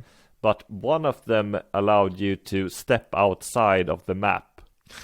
And I decided, I'll just go straight for the exit. Unfortunately, I couldn't do that. I swam under the map and I saw the exit from below, but I couldn't get there. Oh. So I had to go back and wiggle myself into the map again, which was a lot easier than, well, it was as easy as getting out of it, to be honest. But it's one thing wiggling your way out of a map, but to wiggle your way back in. This is the only point that I really had to use a walkthrough, because I got completely stuck. I knew exactly where to go since I saw the level from outside, but I was trying to scale a rock wall, and there was one of those vines there that was almost invisible that I didn't learn about in the second level. Yeah, if you missed the second vine, then you wouldn't be able to see that vine. Yeah, it's pretty bad, that whole section. Yeah, so I tried to climb that rock wall for probably 3 or 4 deaths, starving dying of thirst each time. The guy actually doesn't have to eat as much as he needs to drink. Well, all of that climbing obviously was thirsty work. Of course, you stumble into the lab. In order to get in there, he uses the tablet that he picked up from the tower and somehow knows how to hack the door to get in. Yeah, this is where it was like there's something more going on with this protagonist and his understanding of the situation, but they never go into it. I don't know if they're going for some mysterious backstory or it's just poorly thought through and doesn't make any sense. Once inside lab, you find a lot of starving bodies in either out on the floor or in tubes. Yeah, it looks like they're doing experiments on people. Yeah, and this is the part, are they kidnapping people or are they trying to make clones? Because all of them look exactly the same. They all look the same. They all kind of have an alien quality to them. And obviously there's this whole radioactive element. So I don't know if they're like mutants of some sort or aliens or who knows. They don't look extremely strange. They just look malnourished. Yeah, they kind of look like the grey skin and kind of skinny and bald. Just running around in loincloths as well. Yeah. At this stage, none of them are hostile. Well, none of them are alive or aware of you. But you finish the level and you get into the lab level where all of a sudden these starving dudes go around and attack you for no reason. Yeah, so there's some explosion of some sort at the beginning of the level, which I don't know who triggers it or why, what happened, but it allows all the creatures to revive and escape and kill all the scientists, presumably, and take over the lab. But during this section, after all hell has broken loose, you run into a scientist questioning how ethical the work is. They're basically acting as if nothing bad is going on. Yeah, that should be the least of their worries right now. So this level is as far as I got. Is it like the second to last level, pretty much? It is. Yeah. And actually, in a weird way, I kind of enjoyed this level. For me, it was the most fun level of the whole game because the stealthing worked better because the creatures just kind of stand in corners of the room for the most part. So and the stealth works a little too great. I tried to line up shots with the crossbow, which is not easy with the really bad controls, and I fired a crossbow bolt straight in front of a guy with the arrow sticking out right in front of his eyes, and he didn't care at all. So he was completely unimpressed. He just kept standing there looking into it. There was a section with two alien guys standing next to each other, presumably best buddies, just hanging out, having a good time. And I shot one of them directly in the face, and the other guy, he just stood there. He didn't mind. He stood there waiting for me to reload the crossbow and take him out too. It was a lot more satisfying having that experience after the numerous frustrating deaths to the supervision guards, mercenaries. So I think it was kind of cathartic to go around massacring kind of creature dudes. Annoyingly for me though, after the section where you talk to the scientist, you're supposed to activate a machine that allows you to go underwater again. And I went to the machine and I got the little prompt to activate, and I hit X and nothing happened. And I tried every button there under the sun, nothing worked. So then I reloaded the game, which meant I had to start that level from the beginning. Got to the same point, same problem. Actually, no, I didn't get to the same point. I got to the first locked door, same problem. So I restarted the game from scratch, same problem. I can do everything. I can fire weapons. I can kill guys. I can, jump, run. I can use X to pick up things, but I cannot use X to interact with things like doors and machines. So I am literally stuck in the game, and I have no idea how to overcome this. I found in the settings that you can actually remap the controls. So I'm going to try that to see if it makes it work. But I have a terribly horrible feeling that the game has forgotten that I have the tablet, which is what we need to open doors and interact with these machines. So I literally cannot interact with them anymore. Well, that really sucks. Yeah, which means, and I can't just restart the level. I've tried that, which means if I can't overcome it, I have to restart the game from scratch.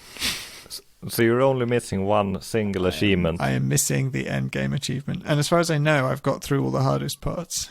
Yeah, you have. You run into a scientist on this level, which helps you for some reason. There's some really, really bad monologues coming from this guy. It's the most generic thing you've ever heard. Yeah. You don't learn anything. It's just nonsense. Yeah, again, it feels like they've just, taken a pre-rendered, a pre-thought-through script and just not really put any thought into it. They've just written words down and said, that'll do. He may as well have just been going Lorem Ipsum. The entire game could have been people using those Banjo-Kazooie noises, and it would have made as much sense. Yeah, no text to go with it. Yeah, so for me, that's where the game has ended. But you can tell me what happens next. What am I missing? After getting through the lab, you're told to save your family who is on a helicopter. You get out of the lab at night, and you basically have to kill around 10 soldiers before you can go to the helicopter to save your family. And this is where the game pulls out 2 middle fingers at you. It gives you the final achievement, and then the helicopter just takes off with your character just standing there. Brilliant. And then there's a card to be continued. I highly doubt it will ever be continued, but it's such an anticlimactic scene. It's fantastic in its own way. It's probably my favorite thing about it. It is my favorite thing about the game. But after such a horrible experience, it all ends with the family It's completely unearned. Like, you have no connection to this protagonist or his family or anything that's going on. So doing this shock twist ending that's supposed to make you go, oh no, it doesn't come across that way because you don't care. You just don't care. But as you know, if you play this game and an enemy see you, it's game over if you are not prepared to fight back. So I was taking it slowly, going towards the helicopters. I thought I had failed, and that the helicopter, you were supposed to save your family by shooting the guy holding your wife or daughter at gunpoint. But apparently no, the bad guys get away with your family, and you get the to be continued card. And I was so confused. Terrible. It really is the game giving you 2 middle fingers after playing through that horrible mess to begin with. Yeah, it's not good. It's not good. Yeah, this definitely ranks high on the worst games list, I'd say. You know what? It probably isn't the worst game on Xbox, but at its price point, it's $20. Yeah. They want $20 for this thing. That's crazy. It's so bad. I don't think most people wouldn't play it if it was free. It's terrible. It offers nothing good at all. Yeah. I was actually interested because we were talking about this, about how the rating is so low and the cost is so high, and I'd actually be interested to do some analysis to see what the kind of lowest value games are on TA by saying, cost to rating. And then on the flip side, you could probably do like what the best value games are by finding all the ones that are the cheapest and highest rated games, and do a little bit of a analysis on that. I bet might be interested, but I'd imagine, this would come up very high on the worst value games. Yeah, it is incredibly bad, and I don't understand how they can ask money for this. I looked up the developers. It's KR Games. They are basically 2 Italians who has turned out classics like Alison's Diary, which I haven't played. Oh but my goodness. One of the other worst games. Yeah, they also have a Commando game, which it's not for Xbox, but it features Schwarzenegger on the cover. I have no idea if it's official or not. Doubtful. They also have a game called Pingy, which asks you if you are hard enough to destroy everything. See, now, I kind of feel bad being so negative for it. And I usually say, and part of the reason why I like playing bad games is because, I like I like bad movies. I like B movies. I enjoy them. I take pleasure from them. I'm one of these people that likes watching terrible films and enjoying them. And I can apply that logic to games too. And when it comes to games, I'm always impressed by the simple fact that someone has put the time and effort into creating something and getting it out, to the market and people to pay for it and download it and play it.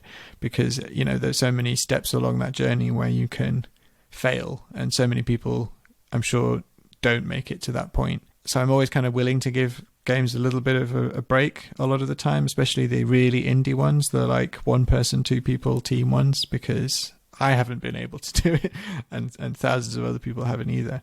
But with this one, I just think it wouldn't have taken a huge amount more effort to kind of hone the experience, and it just feels so kind of wrong-headed to steal basically Far Cry and then make it terrible. and then implement stuff that just is completely unnecessary, like the survival mechanics. You know, I really struggle to see the value in what they're trying to achieve here. Yeah, and then hearing that it's Alison's Diary developers, I can kind of see that, because that also, I played that fairly recently, and that also has things that just feel so poorly kind of thought through and badly executed that you think just a little bit more thought and testing maybe with friends and you know, other people would have probably ironed out a huge amount of these problems. I don't think even these guys completed their own game, to be honest. Yeah. It's that bad. It's extremely bad. Every single aspect of the game is incredibly poor, and that they have the nerve to ask for $20 for this is astonishing to me. That's the craziest thing about the entire game, that they really are asking $20 for it. Because that's not a low budget cost. That's like a mid budget. You know, you can pay $20 for a very, very high quality game. It also reminds me that I really want to see a good Italian game. I've played 3 Italian games on the Xbox: Another Dawn, Albedo, Ice from Outer Space. It's also one of my lowest rated games on the system.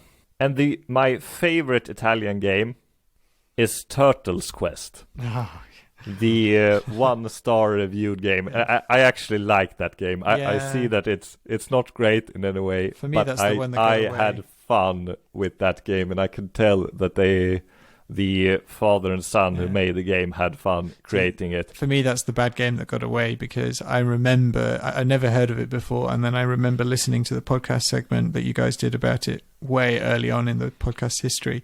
And while you were talking about it, I was looking it up and being like, I've got to get this game, only to discover that it was no longer available.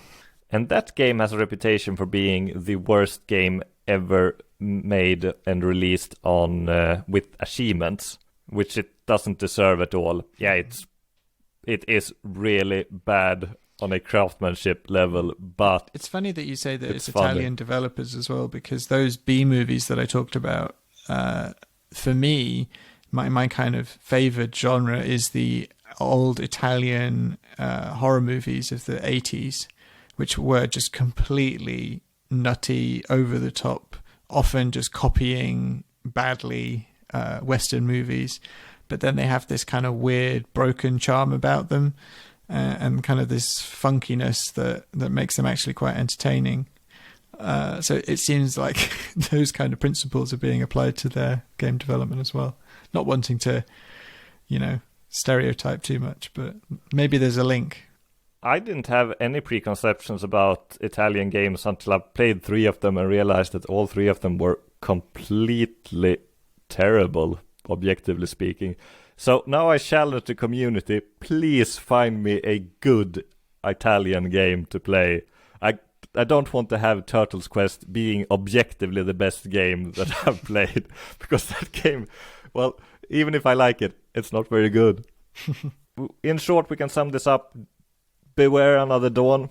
Do not get near it. Do not pay $20 for it. Do not pay $5 for it. Avoid it if it is free. Yeah, we've played this so you don't have to.